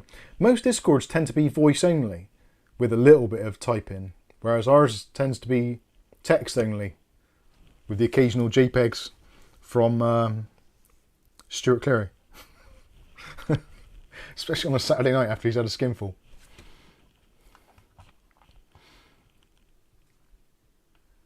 Hugh Luttrell, how you doing, Hugh? A lot of problems lately are Microsoft problems. Can blame updates. Yeah, I guess there is also quite a learning curve as well, because obviously with Intel bringing out the whole big little architecture and the efficiency cores, we also got the core parking and also the what was it they call it? The core optimization. Because the theory is, when Windows has a call to do a task, the first thing it does on an Intel processor is it initially goes to the efficiency core. If the task doesn't, or is unlikely to be completed in enough time or quick enough, it will then escalate it to a performance core. So there is a very, very small latency penalty for using those new processors, which I think Brian over at Tech Guest City demonstrated excellently with the older processors actually having less latency because they don't have that big little thing. So there is more latency in the new Intel processors. The new Intel processors blow my mind. They really do. They've kind of... What's the matter? Do you have a drink? Oh, yes, sorry. Oh, actually, no, I'm all right, thank you. I'll be pissing all night. The new Intel and AMD processors, Intel and AMD are both doing the same thing, where they've got into this mad race for basically being the fastest gaming processor, which realistically, for most of us buying CPUs, we don't really care. All you want to know is what processor is good value for money or is at the budget which I'm prepared to pay. The rest of it is all arbitrary. So they're basically racing against each other, competing. Intel now have got a 6 GHz processor, but they have had to increase the wattage significantly, yet again, to reach that point. So yes, you've got the fastest single core processor, whatever, but at basically the efficiency being completely mental. And if I run Cinebench on my 13900K, with it completely unleashed, it can pull 330 watts easily, which is insane. And like the PL2 power level limit, you can cap it, I think it's 288 watts, but it still goes past that anyway. But they have found that even if you set the PL2 limits and the PL1 limit to 125 watts, which is what the theoretical TDP of the processor is, you get basically 95–96% of the performance, but for almost a third of the wattage. So to squeeze that extra 3 or 4% of performance, they've had to put in basically another 200 watts of power, which just seems nuts. Now, don't get me wrong, I am in no means, shape or form one of these kind of green activists, because I'm one of these people that if recycling or saving energy or whatever makes sense, then it's something I can get behind. If it's just done again for some arbitrary reason, or because someone somewhere has ticked a box and yes, it's like, oh, this is good, we can get a grant for it, then that stuff pisses me off. But whenever it makes sense, I can get behind it. Now, I think personally, there should be some kind of regulatory body which gets into Intel and AMD, and basically NVIDIA as well, and say, look, you're pushing these wattages up to ridiculous levels for basically bragging rights. You need to kind of rein that shit in. Much like Energy Star did in the early days of computing with the Energy Star logo for power efficiency.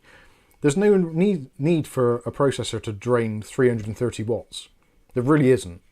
especially like we said earlier with the ARM processors that can run at like 3 to 5 watts and still provide a pretty decent gaming and desktop experience.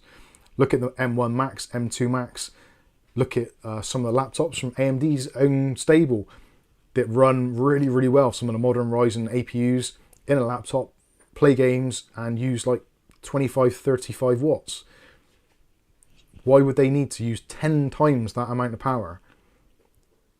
It's just insane.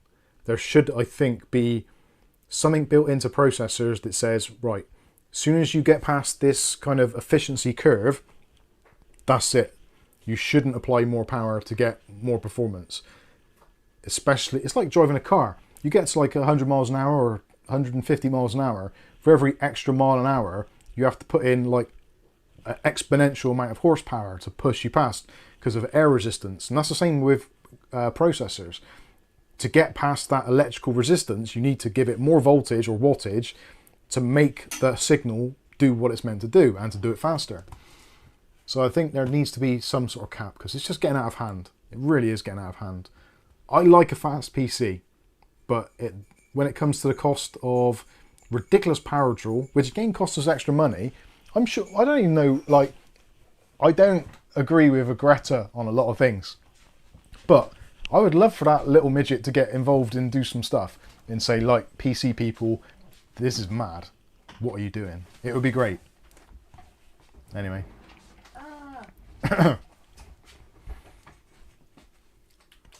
There is a super chat from Keith McAllister. Thank you very much, Keith, for your £10. Didn't put a question or a message, so that's just £10 in the bank. Thank you very much. Did you do Nick Barnes? I did. Oh, Nick Barnes, I didn't know. Sorry, I was ranting. Again. David Aitken says, I think they introduced a ban on high power pre-builds in the States at some point. They did, but it was only in California. It was only in California. And I think actually it got rescinded because there was quite a lot of talk about it. I remember Jay's 2 cents, he was quite concerned because he's in California. And I think Paul as well. And possibly Bitwit. There was a few of them that were saying about it that they were not concerned, but it was one of those things that they were somewhat conscious of. Keith saying there, hi Mike and Kath, keep up the good work. One of your videos a while back helped me install a CPU cooler in my son's PC. Now I'm a regular viewer. Oh, that's very kind of you. Thank you, Kevin. Keith. Oh dear. Much appreciated. Yeah, Andy Archer, that's a good point. Yeah, the EU limited vacuum cleaner motor sizes too. That is exactly right. And I think, like, realistically, I do consider myself to be a computer enthusiast, but also I consider myself to be a realist. And I forgot to do it today, but actually tomorrow I'm going to limit my motherboard to 125 watts. Because I don't need to be burning through all this power just to render a video or just to play a game. It's not like it's a life and death thing. Yes, it's earning me a living or whatever, but it's just ridiculous. And likewise, I wouldn't do the same to my car. I wouldn't turbocharge my car or do all this mad stuff to my car just to make it go 10 miles an hour faster or whatever. I don't see the point. That's just me. I would clean the headlights to get it through the MOT. That's pretty much it. Nick Barnes, are the Intel motherboards using the same system as AM5 motherboards? Intel? Yes. So. Yes. Intel are using the LGA 1700 socket, soon to be the Intel 1816 socket, or whatever it's going to be. So yes, they are using the same type of thing. So currently, the AMD system is, it was 17,018 pins, and Intel's at 1700. So they're basically the same. And if you look at the sockets, the pins are minuscule. We imagine it's like the width of the processor, square pretty much, well, elongated for the Intel ones. I think the Intel ones are slightly better because the actual chip platform socket is bigger. It's physically bigger, which helps for cooling in theory, but also it's a physically bigger socket. So it's a little bit less dense. The AM5 stuff, I think they've just made the processor too small. And I don't know whether it's going to happen. I would like to see it happen, but I would actually like to see the AM5 socket go. Maybe AM6 to be a larger die with less dense pins. I can't see it happening because they want to miniaturize everything and save money, because obviously silicon wafers cost money, PCBs cost money, etc. So I can't see it happening, but I think for reliability it would make sense.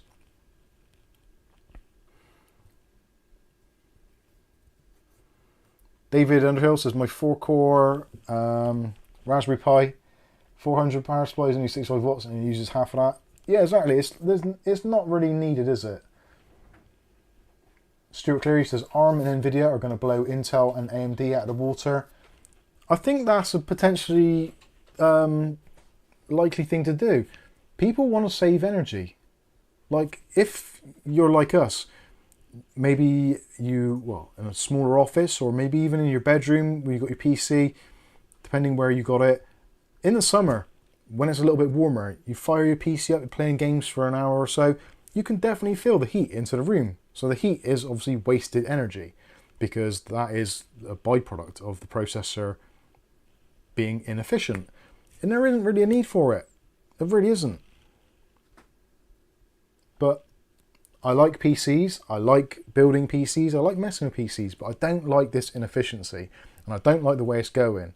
Especially like these Nvidia graphics cards needing a 600 watt power connector, or 3 or 4 150 watt power connectors. It's just nuts. But back in the day when we had a 6 pin or an 8 pin, it's like, okay. Then it went to 2 8 pins, or a 6 and 8, and it's like, oh God, this is getting a bit silly. Then 3 8 pins, it's like, this is just ridiculous. And for the very small improvements in performance, I genuinely don't think it's worth it. I really don't. I hate it. I really do.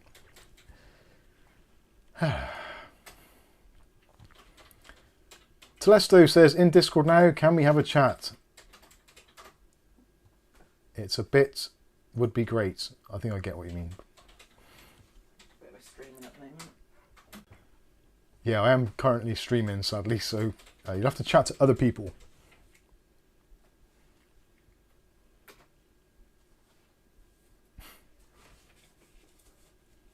Riley says, oh, I heard Kath making a drink, boiling the kettle. Yep. Need to go the other direction. Hang on, just see. Did I miss anyone? James Brock's in. Tell James Brock. James Brock, how you doing, James Brock? I'm you in here at the moment. Yeah, James Brock. Oh no, I'm looking over there. That's Kath's screen. Kath's there. Kath is currently me in the chat. For anyone who's joined. YouTube, Yeah. because I won't update my phone. I'm in YouTube jail. Alessa says, in the winter time, my PC is the only heater my bedroom needs. Ewok Exit says, hey Mike, I'm back. How do you set your USB to your prime boot option? Now, I would say don't set it as your prime boot option. You're probably going to be better off, depending on the motherboard you've got or a laptop, if you either use F9, F10, F11 or F12. If you just tap all 4 of those when the PC is starting up, you should get your boot menu, at which point then you can choose your USB drive. So it will only boot from that USB drive once. Go through, do what you need to do. The next time you reboot, it will reboot from your normal drive. If anybody knows off the top of your head which key it is to get to the boot menu when you're booting up a PC, I think it's F10, but it might be F11. It does change from manufacturer to manufacturer, but generally one of those 4 along that road, the F9, F10, F11, F12 is it. F8 on some, I think. F8 used to be the one to get to safe mode and stuff. I don't think that works on many motherboards now, but some it might do. MSI is F11. Equalizer saying F10 on mine. So yeah, F10, F11, one of those 2 should bring up your boot menu. So just keep on mashing those 2 keys when you turn on the PC for the first time, and you should get the boot menu come up, at which point then you can choose your USB drive from that pop-up list.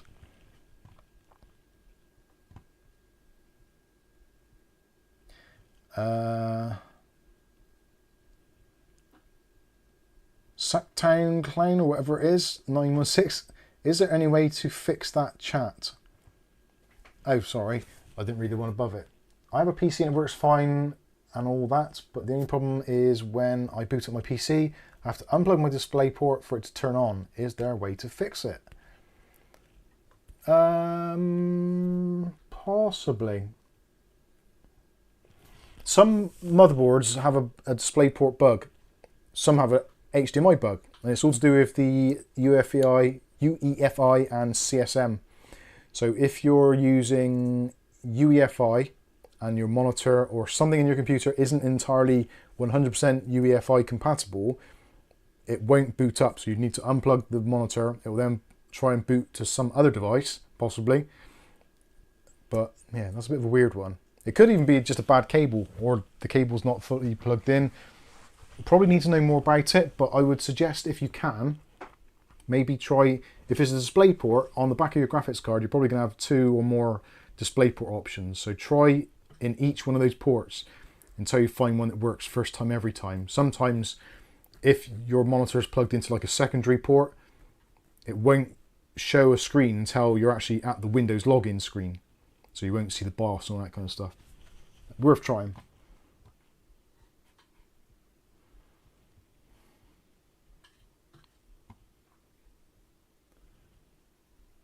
If it's Harry Potter PC, it's F9 3/4. Aletta says, I hold shift when I reboot. Yes, you can do that as well. That'll bring up the... I think that brings up the safe mode menu and you can choose it from there. Or the kind of the Windows tool menu. Mash, he did the monster mash. I like a bit of mash. Hugh says, could also be the delete key. Yeah, I think some ASRock boards, you've got the option, no, delete is normally to get into the BIOS, isn't it? Could be that though.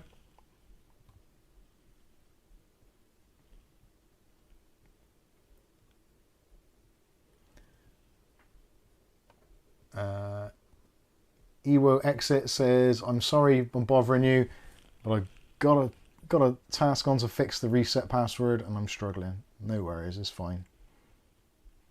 Better to ask questions and hopefully get it fixed than suffer in silence.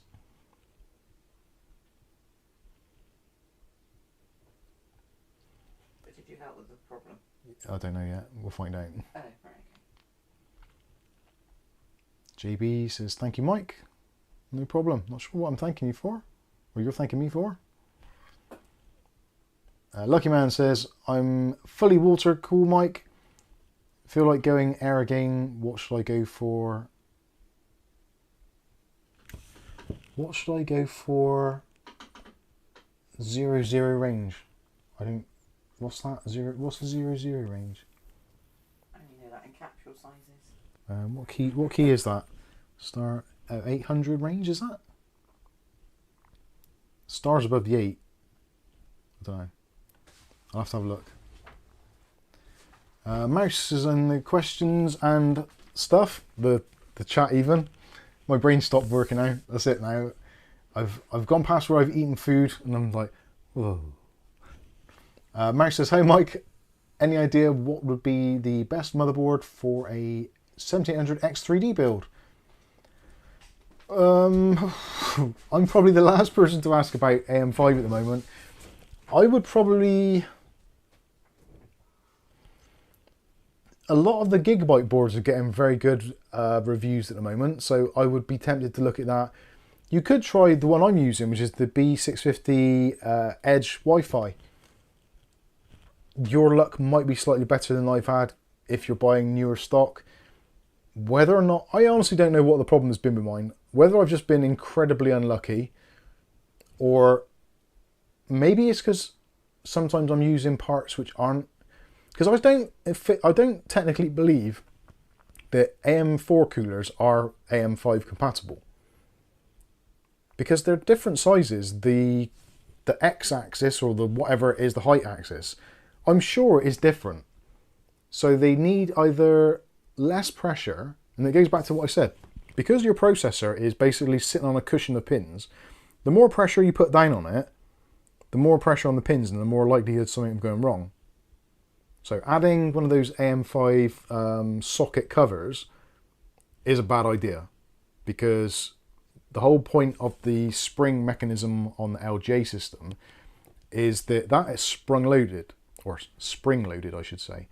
So there is movement in it, a little bit of movement. Whereas with those socket adapter things, you do it with the screws, and that's a fixed thing, because it can't really move anywhere because the screws are in a fixed position. So there's lack of movement there. But because the AM5 processor is such a weird and stupid shape, it really is. Like, how did they go from AM4 being so user-friendly in terms of the processor, the heat shield, the layout of the dies, all that kind of stuff, to AM5 being just an absolute ass? I spent probably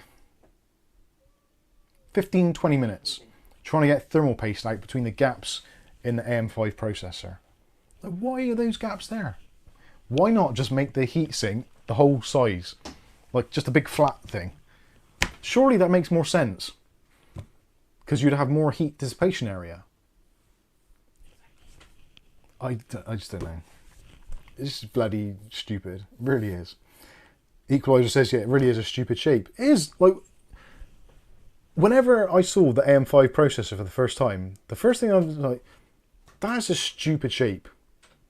Like, even from a construction point of view, like anyone who's done any work in design or building or manufacture or anything like that, a flat shape or a very simple shape is much, much easier to manufacture, and especially within tighter tolerances.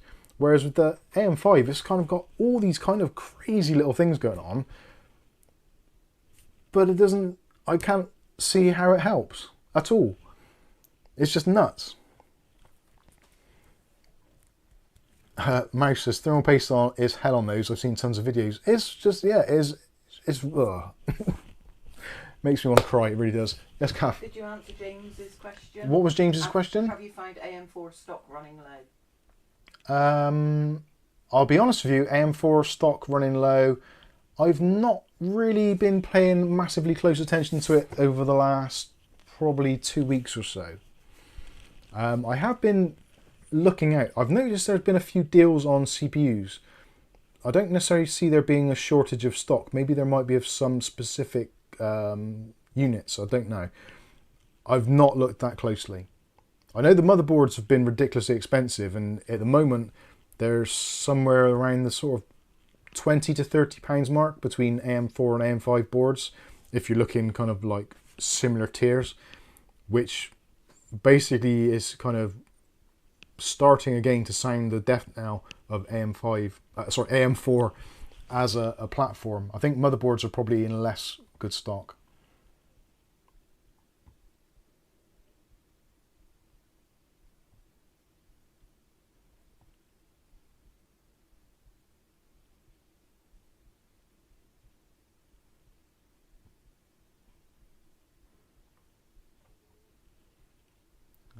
Right, where do I get to?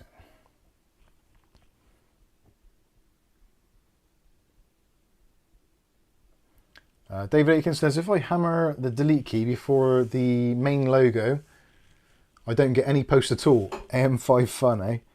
Yeah, see, there's another tale of trauma. Again, that is why I would have loved for that ASRock board to have been a good choice, but it looks like I am going to have to go back to the drawing board on that one. I really want to get that MSI Plus board, but I don't want to get another MSI board. But that does seem to be the best option. I think I'm going to end up with a Gigabyte board, and I might run that in my rig for a while. But I do have an MSI keyboard and mouse, and it's all kind of MSI tied together. Actually, it'd be a good excuse for me to try something new. I wanted to go ASRock to some extent, because ASRock plays really nicely with Razer products, and also with SteelSeries. Their software does integrate quite nice with that. But anyway. Oh, actually as well, I should say, massive shout out to a good friend of the channel, Colin Hilton. God, words is hard. We were talking about keyboards and mice, and he was trying to get into flight sims, and I suggested a keyboard and mouse. You're going to have to get out more which I used previously, and he said, would he be able to do a giveaway on the channel? So my immediate reaction is, what is it? Because when we do giveaways on the channel, obviously there's postage costs and all the other things like taxes, and it's just a nightmare. So he said, well, it's all right, it's a keyboard and mouse. It's like, great, that means it'll be in UK layout. So unfortunately, well, I'll say unfortunately, this really is going to be for UK viewers and people who watch the channel, fans, whatever you want to call yourselves. And Colin has very kindly donated a gaming combo. So this is the MSI Vigor GK30 combo set. So this consists of a GK30 mechanical keyboard and a GM11 gaming mouse. I actually used this particular setup, although I had mine in individual. So if you've been around on the channel long enough, I did the review of the GK30 and also did a review of the GM11 in the very early days of the channel, actually. But that was before they did this as a combo kit. So now it is available as a combo kit. Actually quite competitive pricing, considering it's MSI branded, because anything with an MSI logo on it generally is a little bit more pricey, especially when it comes to peripherals. But this is actually not too bad. I think this at the moment on Amazon.co.uk is in the region of about £37, I think it is. So normally the keyboard on its own goes for about that. So effectively you're getting the mouse kind of thrown in for free. It's quite a nice little mouse as well. Extra side buttons, all addressable RGB and stuff, and all of it works in MSI Center, so it's nice and easy to kind of get all that working together. The keys caps you can change out. They're just cherry type stems, so if you want to, you can change them out. They are mechanical, so it's not a real mechanical keyboard, but it's very, very close feeling. And I actually quite like the feeling of this, if I remember rightly from my review. And yes, it is the GM11 mouse. The GM11 mouse is a little bit on the smaller side as well, so if you prefer a slightly smaller mouse, this is a good choice. But we are going to be doing a giveaway of this. I'm not too sure how we're going to do it properly and announce it. Maybe it might be a little short video or something, maybe a post on the community tabs. I'm not too sure.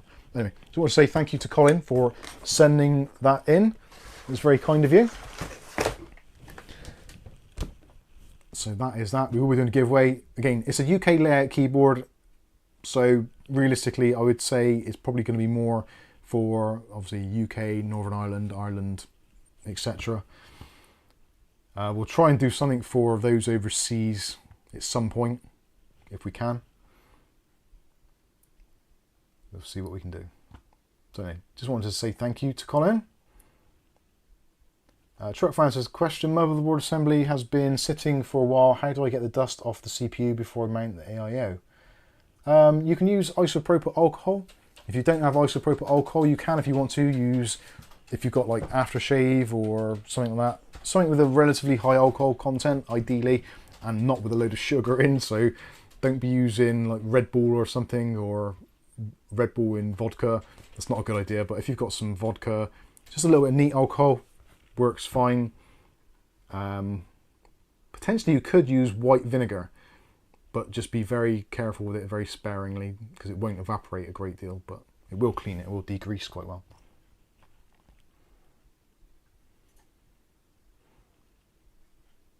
Lord Erectus, what colour are the kittens? Two of them are tabby, one of them is black and white. Is he still on our Discord? So there's pictures in there. Oh yeah, Lord Erectus, if you're on the Discord, there's pictures of the cats in there. And at the beginning of this video. And at the beginning of the video. So that was that.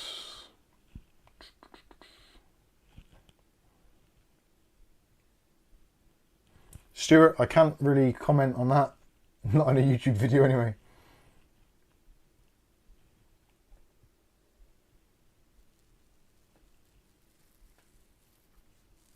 Lord Erectus goes back to -2 hours 36. They're on there. All right. Can you say it? -2 hours 36. -2 hours 36. Lord Erectus. Lord Erectus. I'm assuming it comes up the same. David Under says no, vinegar is acidic and corrosive. if you only use a tiny bit in a squeeze, it'll be okay. It's not too. I've used it on my skin. I've not fallen apart yet.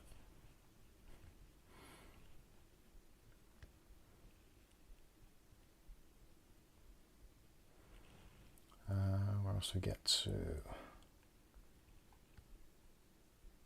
Deep vinegar vinegar is acidic and corrosive. Yeah, you don't want to leave it on there. It's only using to buff off some dust. It's not going to be using it like on chips. JB says, I thought I was the only one who still used aftershave on my face. It's I think that's probably one of those things which people generally... I don't know. Where did I go recently? Supermarket. I noticed in the supermarket, like people walking past and it's just like they've just fallen out of a bloody nightclub or something.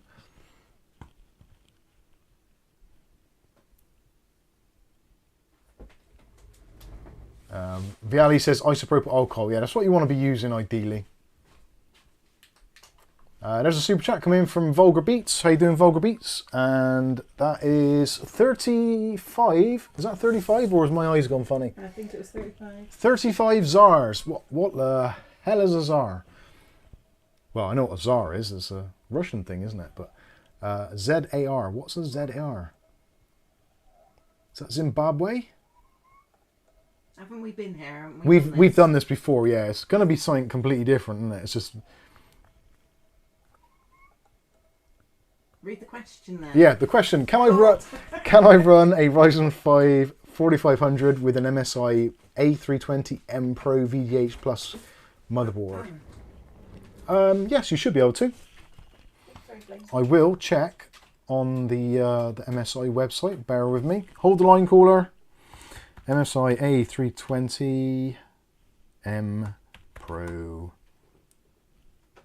VH Plus. Pro VH Plus, that's the one. I'll just go into there. Actually, I might as well show you guys what I'm doing, actually. That would be easier, wouldn't it? So let's full screen that. So just go to the website. So msi.com motherboard / blah, blah, blah, blah, blah, specification. So if you're not too sure if you can use it or not, then you can head over to the support tab and then go over to compatibility. South Africa it was. South Africa. Thank you very much. And for processors, you can type in there 4500, hit enter, and there we go. Ryzen 5 4500, 3.6 gigahertz, blah blah blah, stepping A1 voltage. So that will work with the latest beta BIOS. So in order to get the latest beta BIOS, you go over to support once more, and the first page there is BIOS. So there's the beta version there. So that's the one you're going to have to patch your motherboard with. Yeah, that one's much used. Yeah, the other ones are quite old. So yeah, that's the one you're going to want to do. So you'll need the BIOS version 7B07 V315, as you can see on the screen there. Well, at least hopefully you can see the screen. Yes, you can see the screen. That's fine. And then Nick Barnes asked, you finished, yeah? Yep, I've finished that, so I'm close it now. What would you say is a good wattage for a cordless vacuum like those you reviewed before? I honestly don't know. I'm not sure what the wattages are. I never really look. I suppose I should do, really. I'm not too sure how much the Dyson is, or even if it says how many watts it is. I don't think it does. They don't often say it.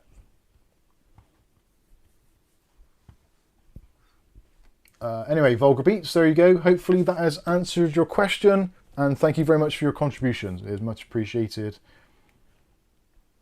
James asked, do you ever go with beta BIOS or prefer tested ones? When it comes to, well, with BIOSes, there's always going to be that kind of cut-off thing. So in some instances, you have no choice, but you have to use a beta BIOS, whether it be for processor support, possibly for stability for XMP or XPO profiles or TPM support, whatever it is. Sometimes there just isn't an issue, there isn't a decision to be made. It's kind of like, if you want to use your computer, you're going to have to go with a beta BIOS, like in this instance here. If where was this? Yeah, that was a thing this week actually. When I did the BIOS flash on the Asrock, the B650M, there was a BIOS release that day that I happened to be filming it. So I did say in the video, normally, under normal circumstances, I wouldn't get the very latest BIOS because this has come out literally today. So if there is likely to be any bugs or anything in it, and potentially it might be withdrew, if enough people complain about it, because it's brand spanking new, it hasn't been tested widely enough for people to get to the point of saying, like, don't use this, or them withdrawing it. So if it's like a day one BIOS, I would be hesitant regardless if it's a beta or a new BIOS. If it's a mission critical system and it has BIOS flashback, I would be tempted to go with a new BIOS. Not necessarily a brand new one, but one which has been out maybe a week or two, maybe even a month. So it's never... I have this conversation with Kath all the time because we talk about stuff and she says, well, what do you think? I was like, well, it isn't really a black or white answer. It isn't like, no, you should never use beta BIOSes, or yes, you should always use beta BIOSes. It's more about the context of where the BIOS is and your use of the computer. Like if it's just some PC which is maybe sat in the back room, doesn't get a lot of use, you can put a beta BIOS on it and it's probably not going to be the end of the world. If, on the other hand, you work for a living on your PC and it's a brand new beta BIOS, then obviously you've got to be thinking in the back of your mind, if this BIOS isn't great or doesn't do what I need it to, or has instabilities, then potentially I'm not going to be able to do my work, I'm not going to be able to get paid, etc, etc. So you've got to take a little bit of kind of self-responsibility of making those decisions, like we do in life. Like if you go to a junction and there's a car coming, you're thinking, have I got time to turn right? Should I wait? Should I let the car go past? And you go past prior experience and your knowledge of the vehicle and the road and all that kind of stuff to make a informed decision, whether you go or not. And you hope and pray that it turns out okay.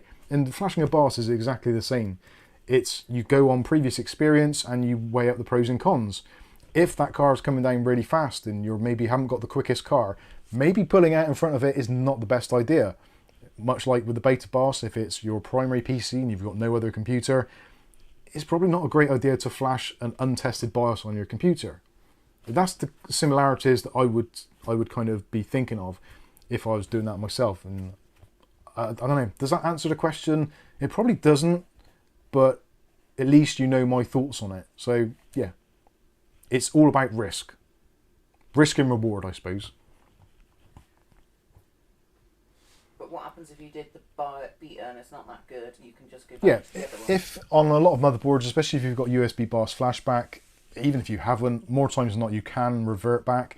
There are going to be some instances where if you flash the BIOS, if it has other parts of the BIOS in it, so maybe it has something integrated that flashes the RGB firmware as well, or there's some part that it just basically overwrites a certain part of the system.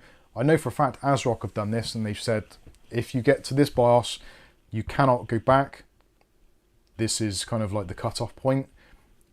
Generally you can do, but they say that you can't for some reason.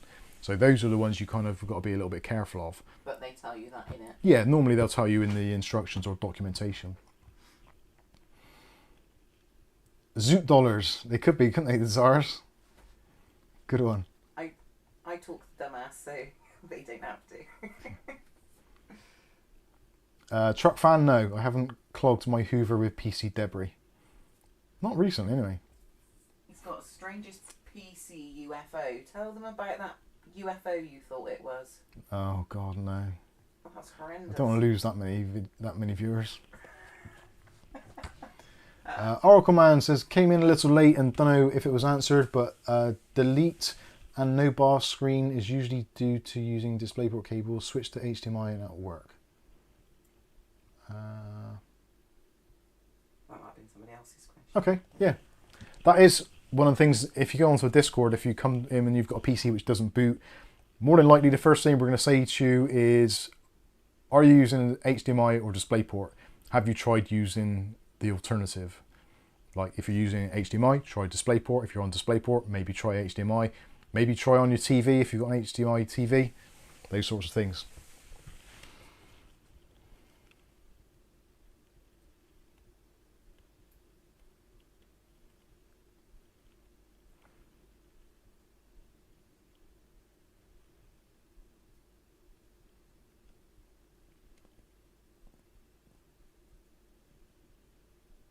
Right, Freedom House. I was just looking at that conversation there between Calibre and Freedom House with what I'm believing is going to be the RX 6600, saying that pretty much all the models are within 5% performance, no matter what brand name. Yeah, the RX 6600 was a very unusual video card in the fact that even though it was a relatively mid-range or low-end card, even the premium or premier models, even the premium or even the high-end models didn't actually add much to the table. So if you went for like a Gaming X Trio, which normally those do overclock a little bit more, you still don't get a great deal more out of it because it is quite limited power-wise. So yeah, what he's trying to say there is that it doesn't really matter which one you get. So with RX 6600 in general, unless you want a specific amount of warranty or you have a specific desire for your PC to look in a certain way, then you might as well just get the cheapest one possible.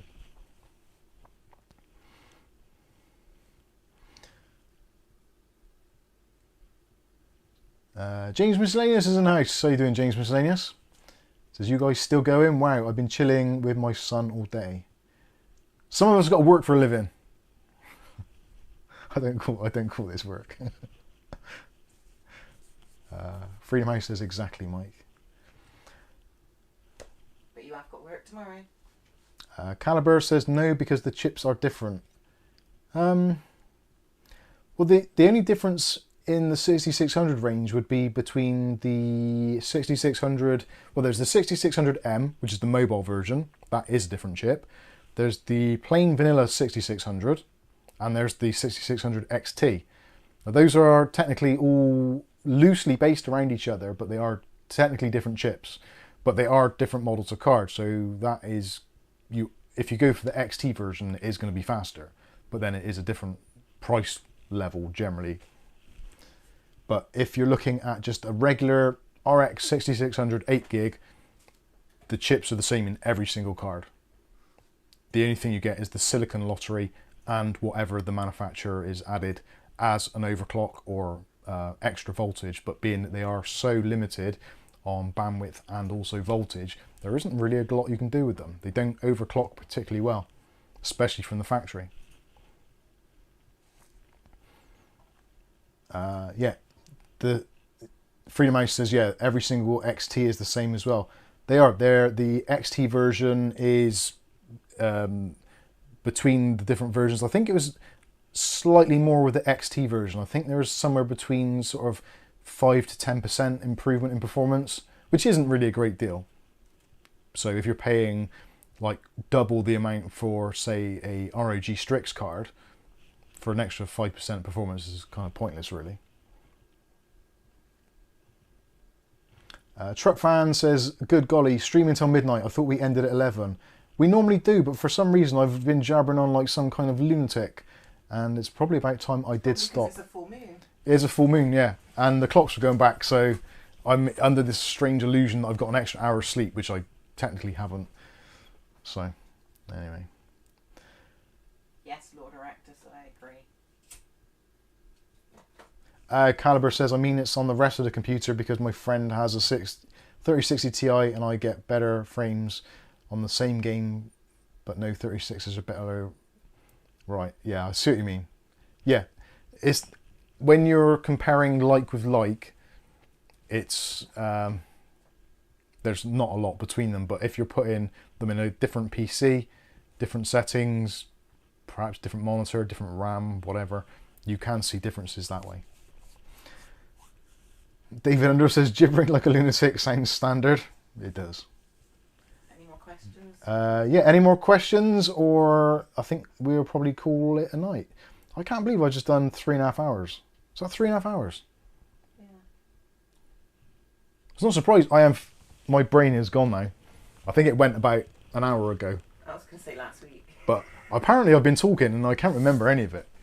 It's like when I was to drive home from Cardiff and I was really tired and it's like, did I go over the bridge? I don't remember it, but I must have done because I'm basically home. Well, and you're like, I can't remember getting this far. Just autopilot.